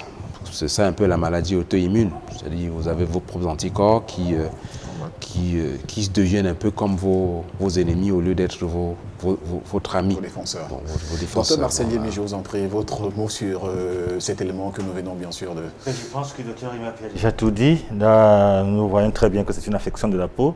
Donc, il faut automatiquement l'avis d'un dermatologue. Hein. Il est le mieux placé pour pouvoir donner un avis, donner un traitement. Et toujours, je me pose la question, est-ce que il a fallu attendre que cet enfant ait 12 ans? Cette maladie, elle a commencé quand? Bon, mais Dieu merci, comme l'a dit le prof, n'est-ce pas? Je pense qu'on l'a référé et il est en train de subir un traitement adéquat. Et à entendre, je pense qu'il est maintenant à Yaoundé, je pense. Ouais. Hein? Donc, il est quitté du nord pour arriver à Yaoundé. Donc, tout est possible. Il suffit qu'on ait de la foi, n'est-ce pas? Et on peut y arriver. Hein? L'enfant, d'ailleurs, est entre donc, de bonnes... c'est une question de conviction également. Donc, comme a dit le docteur Emma Pi, probablement c'est une maladie auto-immune. Hein, on a plus de soldats en nous qui luttent contre nous au lieu de lutter pour nous de manière terre à terre. D'accord? Donc voilà comment est-ce qu'il faut prendre la chose. Donc le dermatologue, je pense qu'il est le meilleur spécialiste à pouvoir apporter une solution quant à sa pathologie. Professeur, avec vous, dites-nous plutôt, certainement vous êtes affecté en revoyant cet élément, d'ailleurs, puisque le cas est passé sur ce plateau, nous avons reçu l'expert dermatologue, il y en a l'épidémologue, je crois, qui était sur ce plateau. Je vous demande pardon, prêtez-moi votre expression. C'est une affection dermatologique. D'accord, en tout cas, professeur, dites-nous plutôt, serait-ce pas une négligence qui ait investi les parents, serait-ce pas... Je crois que nous avons dépassé ce cap de l'appréciation péjorative du cas. Pour avoir vu le cas initial et vu le cas à mi-parcours, je crois que je devrais plutôt dire que les médecins avaient un défi à relever, qu'ils sont sur la voie de relever avec brio, avec maestria. Parce que quand on a vu les premiers cas et ce cas que je vois aujourd'hui, je crois qu'elle est sur la bonne voie et je n'ai plus de peur ou de crainte pour cette fille. Donc le plus dur, c'est ce qui est passé. Et je voudrais donc que le moral de la famille soit requinqué. Ils pourront retrouver une fille très pimpante, très mignonne, très belle bientôt. Donc c'est une prouesse lancée et c'est une preuve que nos médecins peuvent, s'ils ont le plateau technique, parce que c'est quand même des cas assez rares. Et je voudrais également, dans l'approche pédagogique, appeler les parents à être un peu trop attentifs à ces enfants. Et au moindre signal, on ne devrait pas avoir honte ou bien avoir quelque appréhension que ce soit d'aller vers le centre de santé le plus proche. Et Dieu seul sait, ils n'ont pas peut-être les mêmes plateaux techniques, ces centres de santé, mais ils écument quand même nos petites communautés. Donc dans un rayon de 15, 20, 30 km, on peut trouver un centre de santé. Donc, au moindre détail, au moindre déclic, il faut faire confiance à nos médecins. Donc, pour ce cas précis, j'ai fort espoir que la guérison totale et pour bientôt. Et Dieu merci, que Dieu bénisse tous ceux qui ont contribué d'une manière ou d'une autre. Docteur Imapi, en une minute. Oui. Je voulais simplement profiter de cette situation pour attirer l'attention de nos concitoyens, beaucoup plus ceux qui sont à l'étranger, de faire quand même confiance aux médecins camerounais. Je pense qu'avec peu de moyens, font quand même beaucoup de choses. Parce que beaucoup de la diaspora estiment que ce sont des voleurs, ce sont des ceci, mais je pense pour les voir au quotidien, même ceux qui sont dans les hôpitaux d'État, je pense qu'on fait quand même le maximum actuellement pour donner le meilleur, pour donner une bonne santé à la population, aux populations camerounaises. Donc, il faut qu'on cesse de les comparer par rapport à ceux qui sont à l'étranger. Je pense que sur place, nous aussi, nous faisons donc le maximum pour pouvoir travailler. J'attire l'attention du fait que, et ça se voit, la médecine telle que pratiquée à Douala ne peut pas être la même chose dans une localité à côté de Maroua, simplement parce qu'on n'a pas les mêmes attitudes. Celui qui est l'infirmier qui se trouve dans ce coin-là, il n'a pas la même capacité, les mêmes performances, le même matériel pour pouvoir faire un diagnostic comme celui qui se trouve par exemple à Douala. Mais chacun dans son coin, il a quand même la conscience de pouvoir dire je dois donner le maximum pour sauver ma population, pour venir en aide à ma population. Ce ne sont pas tous des mauvais, des voleurs, de ceci, comme on dit, des trafiquants d'organes, comme on le dit, parce que chaque on dit non, ce sont des trafiquants d'organes. Ça, c'est pour vous mettre la maladie et prendre des organes. Non, je pense qu'il faut leur accorder un minimum de confiance. Merci en tout cas. La confiance, elle est manifeste au travers, bien sûr, des réactions de ces personnes qui font confiance à la chaîne d'une autorité connue et vraiment une autorité que nous avons construite autour, bien sûr, de la confiance que vous nous faites. Merci encore d'être fidèle à ce programme Regard Social qui va toucher au plus profond de votre sensibilité, au plus profond de votre magnanimité pour donner bien sûr du bonheur à ces personnes qui en ont besoin. Et sur ce plateau, nous accueillons notre soleil de minuit, Irène Tembe. Bonsoir. Bonsoir Martin. Irène, avec toi, bien sûr, on fait le récapitulatif de ces contributions. Au-delà de ça, toi aussi, tu as ton petit mot à dire pour toi qui est au cœur de cette émission, toi qui suis tous les cas, toi qui as la réception de tous ces cas. Un petit mot peut-être avant d'entrer dans les contributions, Irène. Non, tout ce que je pourrais dire, c'est tout simplement d'abord lever une bougie pour cette petite fille qui a perdu la vie aujourd'hui, malgré elle. Donc nous disons déjà à cette population de Boya, nous les adressons nos plus sincères condoléances, parce qu'en tant que mère, on sait ce que c'est, le fait de perdre un enfant. Et également, nous disons à tous nos différents soldats de la solidarité, merci. Merci pour la patience, merci pour la générosité du fond du cœur, merci pour ce que vous faites, parce que c'est grâce à vous que nos différents cas sociaux retrouvent le sourire, et aussi attirer, Martin, il faudra attirer l'attention de nos différents téléspectateurs qu'il y a des pages, des fake pages Regard Social qui circulent sur la toile. Nous avons des personnes aux mauvaises intentions qui exploitent la douleur et la sensibilité de nos différents cas sociaux à des fins autres. C'est-à-dire, on va prendre le logo de Regard Social, on va mettre d'autres numéros de téléphone et on va vous demander de contribuer pour les cas sociaux. Faites très attention, Equinox Télévision n'est pas responsable de ces cas, de ces différentes pages qui circulent sur la toile. Vous avez une personne, qui s'occupe, qui est en charge des différents cas sociaux. Il s'agit de ma petite personne. Vous avez des numéros de téléphone, le 690 50 50 94 ou le 675 35 25 16.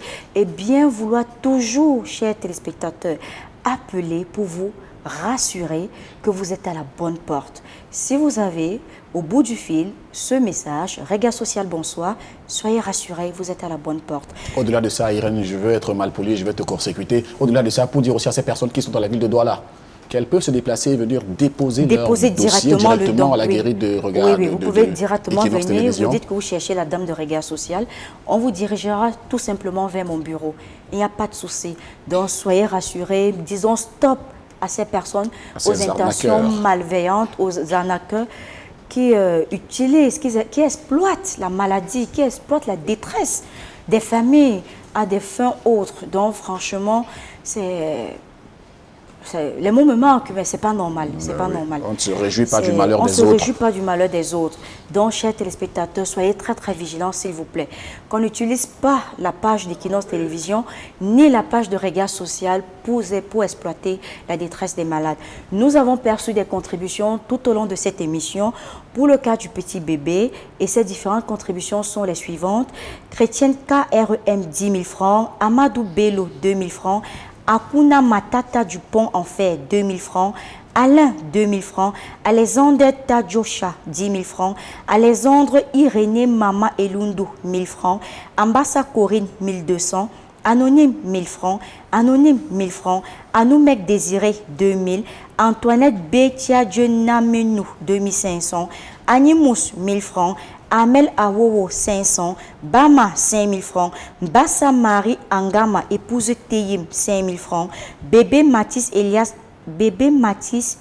comme 5 000 francs, bienfaiteur de Bamenda 10 000 francs, bienfaitrice 3 500, bienfaitrice de Bonabéry 10 000 francs, bienfaitrice de Bonamoussadi 10 000 francs, Charles Goubayou 2 000 francs, Christine Toko 2 000 francs, Christophe Ndifunju 3 000 francs, Chuye Malbek 1500, Komoka 2000, David Kemleke Konga Zebou 2000 francs, Denise Siakam 2000 francs, Diane Alida Anoubouden 2000, Dibrin Youssouf 1000 francs, Dormo Martin depuis Lolodov 2000, Donneur anonyme 1000 francs, Emerencia Celia Epa 3000 francs, Echou Besson 1000 francs, Famille Guédia 5000 francs, Famille Niamsi 1000 francs, Félicité Duidje 1000 francs, Femme du Royaume, Assemblée de l'éleveur, Mission de Yaoundé 10 000 francs, Franck Arsène Dedeya 2500, Gaspard Chomeza 5 000 francs, Gideon Kombissa 5 000 francs, Aimon Guédia Demassé 1000 francs, Josia Romuald Lonchi 2500, Kenan Boula 5 000 francs, Koumenye Rosine 3500, Kwokam Philippe de Bafoussam 15 000, Kouyeti Grasse 2000, Kouete Jean 10 000, la famille Kouébé 2 000, Laura Kanwa et enfants 4 000, Loïc Télécom depuis Bafoussam 2 000, Monsieur Kamga 1500, Monsieur Niak 5 000 francs, Maman Brigitte Abelabo 2500, Marc Foyou Fébé 1000 francs, Meni Benjamin 3 000, Madame Djabou Kenga Brigitte depuis Belabo 5 000, Madame Kouam épouse Ndemye Gisèle 10 000, Madame Y de la Vallée 2 000, Mofo Marger 3 000, Morel Malcolm Tokatsop 1000 francs, Monsieur Tabet de Fumbot 10 000, Nestor Tchatchouan de Bonabo Pan Or 2 000, Gangwe Joseph 3 000, Gassa Laure Sylvie 10 000, Nidjo 5 000, Quinty Daniel 10 000, Obagabala 3 000, Onesime Kameni 2 000 francs, OTC 10 000 francs, Oyono Serge 5 000 francs, Patrick Georges Noussa Zenzi 1000 francs, Paul Béchake de Kumba 2000 francs, Raïma Touchege 1000 francs, René Nyoufoni Loukon 1000 francs, Romia Lonti 2500, Rose 1000 francs, Rosine Emma 1500, Sermon Mombou Nessa 2000 francs, Simon Patrick 3000 francs, Simon Obidike 2000 francs, Stéphanie Tankou Tchabanga épouse Niamsi 1000 francs, Chokunte Bopi 2500, TJO et Mickey Fashion 1000 francs, un mécène 10 000, une famille chrétienne 3 000, une famille chrétienne 4 000, WGMR 3 000 francs, Yebga Gouet 2 000 francs, Zenabou 3 000, Fokouchari Justin 1000 francs, Kuate Jean-Baptiste 10 000, Guy Paulin de Bonabo 1000 francs, Ariane Elsa Choba Achang 500 francs, Rosalie Nanfak 2 000, Anonyme 5 000, Nanf Choumadje Charline Aimé 600, Namo Kebou 5 000, Victorine Yebega 1000 francs, Tanda Mekem Jolivo Lor 5 000 francs, Mekonsou Cédric 500 francs, Vernon Pena 5 000 francs, Chimène Lor Tamokin Fak 2 000, Gilbert Chofak 1000 francs, Judith Nen épouse Youkap 2 000 francs, Kevin Chanel Yubi 1000 francs, Régine Zenta 450, Etengene Fabiola Tabi 1000 francs, Michel Kamto 1500, Cédric Christian Azoyam Tchaken 2500, Antonio Wakapi William Karim 1000 francs, Wondje Agnès 5000, Asapto 1000 francs, Marie Nicolette 5000, Un fidèle téléspectateur, 3 000. Sorel Matinda Kemouni, 10 000. Testelin, 10 000. Aruna Sayuwiba, 2 000. Alain Barthélemy Fonkou, 5 000. Clément Kemeni, 2 500. Alphonse Ndiki, 2 000. Mati Mitende Jean Calvert, 1 000 francs. Daina Karel Ngwangu, 2 000. Fokuta Leke, 3 000. Martial Feuilloutinda, 10 000. Martin Ege Enjok, 1 000 francs. Linda Kwe, 10 000. Fotim Batelomoni, 2 000. Célestin Essomba, 5 000. Stéphanie Marguerite et Bodé Bella, 1 000 francs. Wazimbi Walsonde, 2 500. Hans Njoya, 1 000 francs. Nicole Chantal Dormo, 1 500. Marceline Gangou, épouse Wantou Siantou, 25 000. Léo Franco Siewe, 1 000 francs. Roland Ché et Langue Formi, 3 000. Lionel Samba Moufi, 5 000. Joël Tchanien Sonra, 500. Lekene Fouedjo Gildas, 1 000 francs. Antoinette Makodjou, épouse Fotsi, 1 500. Marine Goken Chang, épouse Ndie Emle, 3 000. Ariane Elsata Fotioba, 500 francs. Gérald Noël Zouedieu, 1 500. Gegim Kana Martine, 1 500. Youte épouse Duidje Irène Rances, depuis Ebolova, 2 000. Takam Karine Fonkou, 1 000 francs. Yvon Gervais Zamba, 2 000. Kweyou Lucas Tezoto, 1 500. Martha Fudzo Wandi, 2 000. Constine Ganchou Mawet, 2 000. Isen Mougwen Boyet, 1 300. Nizagokito Frédéric, 3 000 francs. Nous avons perçu tout au long de l'émission un montant de 517 050 francs CFA. Il est à noter que ça, c'est une première, mais je tiens déjà à vous rassurer, Martin, que ce n'est pas seulement la somme de 517 000. Quand je montais les escaliers, mon compteur était déjà à 650 000 francs CFA. Faute de saisie, puisque je n'ai pas encore terminé la saisie, je ne peux lire que les noms que j'ai déjà saisis, donc 517 050 francs CFA. Je dis déjà à nos chers téléspectateurs, à nos soldats de la solidarité, merci du fond du cœur de continuer à soutenir nos différents cas sociaux, parce que voir un enfant avec une bosse, c'est un peu terrible. Vraiment, ça... Donc, les contributions continuent. Je vous invite à continuer à contribuer et en précisant par message votre nom, le cas social pour lequel vous contribuez, ainsi que le montant contribué. Et à la suite des contributions du bébé, nous avons également le cas de la petite Yasmine, âgée de 12 ans. La suite des contributions... de la maladie de la peau de tout à l'heure. Oui, la maladie de la peau. La suite des contributions. Habitant boulangerie de la paix à Bépanda, 5 000 francs. Adjara Datini Mouka, 1 000 francs. Anna Moussa, 2 000. Awa, 1 000 francs. Hélène Bibiangoka, 10 000. Hélène Choumi, 2 000. Enor Bonabé, 5 000. Henriette Zouanko Kwengap, épouse Nouké, 500 francs. Eman Kenfar, 10 180. Evan Dormon Maya, 1 000 francs. Emi, 2 500. HTC, 1 000 francs. Idea Valen Mazoudjou, 2 000. Idriss Ngazi Mazé Choumeni, 2 000 francs. Irène Tembe, ses enfants, 20 000 francs. Irène Florence Nunga, 1 000 francs. Irène Judine Dipamouani, 1 000 francs. Jacobin Yaro, 2 000. Jacqueline Duikou, épouse Mba, 2 500. Jacques Dorville Temenjo Kamge, 10 000 francs. Jackson, 5 000 francs. Jean-Claude depuis Yaoundé, 2 000. Jean-Claude de Pointe-Noire, 2 000. Jean-Claude Taka, 2 000. Jean-Denis Manfo, 3 000. Jean-Paul Mboro, 5 000. Jean-Tanien Gemne, 10 000. Jennifer Billy Tentette, 500. Jeanne, 10 000. Jocelyne, 5 000. Josiane Wincho Pougwe, 5 000. Jovial Cardin Foyer, 2 000. Judith Feuzeux, 15 000. Julie Michel Guanin Dussu, 5 000 francs. Junior Dipongwe-Dieu, 1 000 francs. Kabiye Dieudonné, 1 000 francs. Kamte, 3 000 francs. Karel Yopa en Angleterre, 10 000 francs. Caché épouse Tala, 10 000 francs. Kevin Duiki-Fanny, 150. Kwate Serge Patrick, 10 000 francs. La famille Yomba, 2 000 francs. La famille Youdom Carole Abepanda, 2 000 francs. La famille Kom APK 21, 10 000 francs. La famille Bitem Steve, 2 000 francs. La BEP, 2 500. Latinda, 500. Lamjo Bena Mayo Dali, 2 000 francs.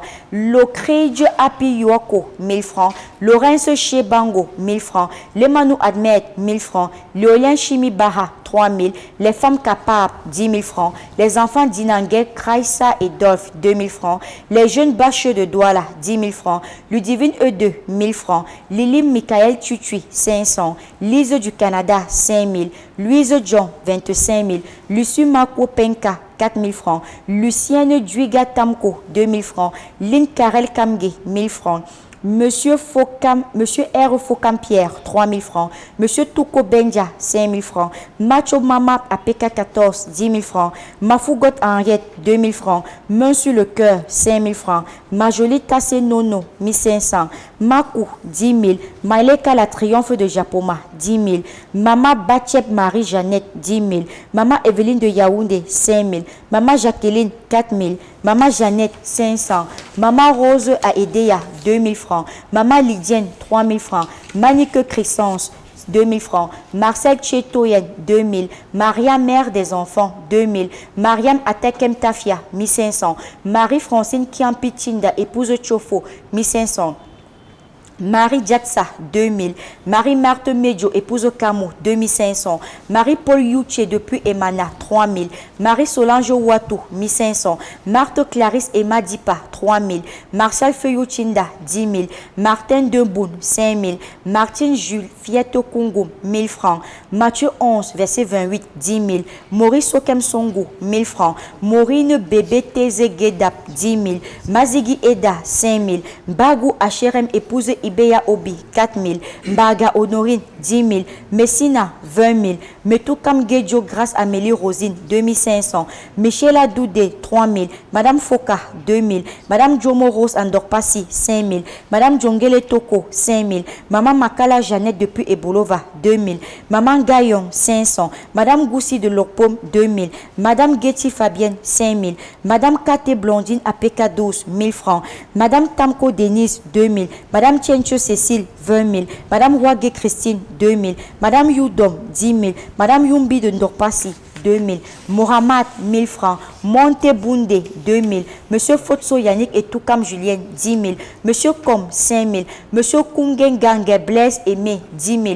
Monsieur Kouate Elie Joël, 5 000. Monsieur Mbappé Narcisse Akonsamba, 25 000. Monsieur Nono, 5 000. Monsieur Piment, 5 000. Muriel, 10 000. Nadège Dieu Kameli, 1000 francs. Nadège Duissi, 500. Nadège Tingou, 5 000. Nadine Azatichi, 3 000. Nafissatou Leila Ibrahim, 1000 francs. Nana Julie, 5 000. Narcisse Ewanemba Pen Andobo, 20 000. Nathalie Sorel Dudie Moudze, 2 000. Ndome Ekwalenjo, 10 000. Ndungawa Donel, 1000 francs. Nelly Michel Djonge Wale, 2 000. Nema Pamba, 1000 francs. Ghana André du Gabon, 10 000. Goethe Christophe de Kombo, 5 000. Gameka Kelly Charlotte, 1000 francs. Ngo Lisson, 2 000. Ngo Bissay Marie Estelle, 2 000. Go Jom, 2 000. Ngo Ekou, épouse Bomi Soudeni, 1000 francs. Ngungala Balmain, 4 000. Ngemende Apollinaire, 3 000. Ngwana Zache de Bafoussam, 5 000. Nicoré Chantal, 1000 francs. Kana Conchou, 2500. Kenfak, 5 000. Niepi Elise, 2500. Oben Adouala, 2 000 francs. Olga, 10 000 francs. Olive Yolande Mekondomga, 3 050. Ngwet, 1000 francs. Aurélien Kamga, 1500. Oussena Aminatou, 1500. Pa John Agnala, 2000. Paro Raoul Francis Sanjo, 500. Pankui Djinja, 5000. Pascal Yanou, 10 000. Patrick M, 10 000. Paulin Bertrand Tchaké, 3 000. Paulin William Kamga, 2 000. Personne de bonne volonté, 5 000. Philomène Dissui, 1500. Pierre Desjolis Tcheke, 1000 francs. Pierre Kizito Tala, 10 000. Pichou Odilon, 1000 francs. Rabiou Mohamedou, 1500. Rahim Efong, 1500. Raïssa Fomenam Botedjou, 2000. Raphaël Tchangoutowe, 3000. Résident Kombassi, 3000. Richard Mediatou Megue, 2000. Robert Moudze, 1000 francs. Robert Pierre Foyet Gangam, 1000 francs. Robinson Zebongo, 5000. Rodrigue Boniface Dewe, 3000. Romary Yemou, 3000. Roosevelt Kemela Assonia, 100 francs. Rosita Zigini, 500. Ruyit Ebot Arbor, 10 000. Ruth Ngutfort Kembe, 2 000. Saa Liliane Notou, 2 000. Sabiria Tumbu Tatayo, 500. Sakeyo Tekam, 3 000. Samala Aïchatou, épouse Admet, 4 000. Sandrine depuis Yaoundé, 1000 francs.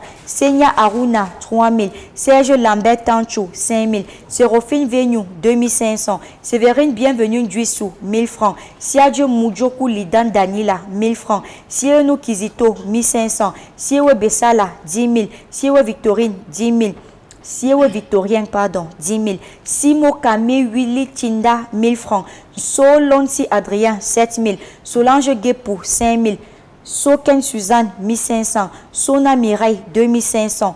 SS, 2 000. Stéphane Wambeta Doum, 5 000. Stéphanie Chiogu Sahadjo, 1 000 francs. Sylvanie Satine Tinda Nguiche, 1 000 francs. Sylvestre Willy Fotso Kamgem, 5 000. Sylvestre Noumechi Kongem, 1 000 francs. Sylvie Bamo, 1 000 francs. Cyril Penka, 3 000. Tapla Thomas, 1 500. Taboula Thomas, 1 500. Tachinda Tekou, 1 000 francs. Tagne, 1 000 francs. Tala Clément, 2 000. Tanko Denis, 2 000. Tasman depuis Bafoussam, 8 000. Tchako de Yaoundé, 10 000. Tchamo Victor depuis Bouddha, 5 000. Tchatouan Gustave, 40 000. Chokomeni Gertrude Juliette, 2 000. Choteko, 1 000 francs. Nous allons... Franchement, on n'est pas prêt de liquider tout ce que tu as reçu comme contribution aujourd'hui. En tout cas, c'est bien sûr les personnes qui se sont manifestées. Tout à fait. Qui sont manifestées pour différents cas. Tout à fait. Le cas de maladie de la peau déjà. Oui. Le cas qui nous venait de Marois. Et nous avons relevé un challenge. Nous disons déjà à nos soldats de la solidarité, merci encore du fond du cœur parce qu'en 2 semaines, nous avons récolté la somme de 3 201 500 francs CFA. Déjà, je vous dis bravo, bravo, bravo, bravo.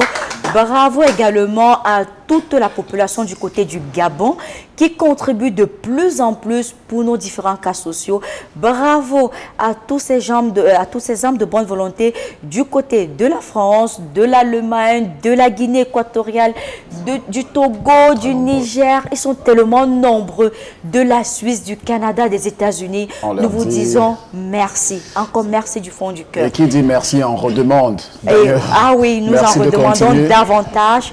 Parce qu'il faudrait savoir, il faudrait souligner que Regard Social aujourd'hui a cette notoriété grâce à sa transparence, grâce à sa transparence, grâce à l'efficacité et surtout à cette sensibilité que nous dégageons tous les jours, au quotidien, grâce au fait que nous soyons de tout cœur avec vous. Donc, chers téléspectateurs, encore merci.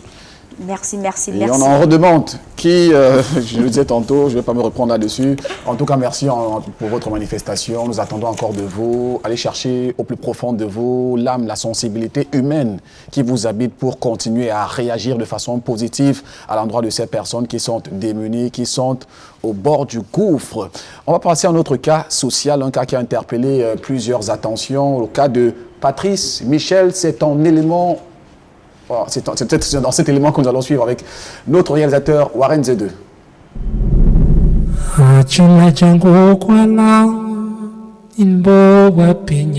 ne va pas essayer de faire les petits pansements. Il y a même quelqu'un qui m'avait conseillé d'utiliser le phosphore pour souvent faire ces pansements. Bon, j'essaie aussi comme ça de temps en temps pour empêcher le mal d'évoluer. Mais sinon, oui, il a vraiment besoin de soins parce qu'il souffre. Il souffre vraiment. La blessure et l'os en même temps. Donc s'il vous plaît. Cette souffrance de Michel Patrice lui a imposé toutes sortes de pistes de solutions afin de sortir de ce qui semble être une impasse.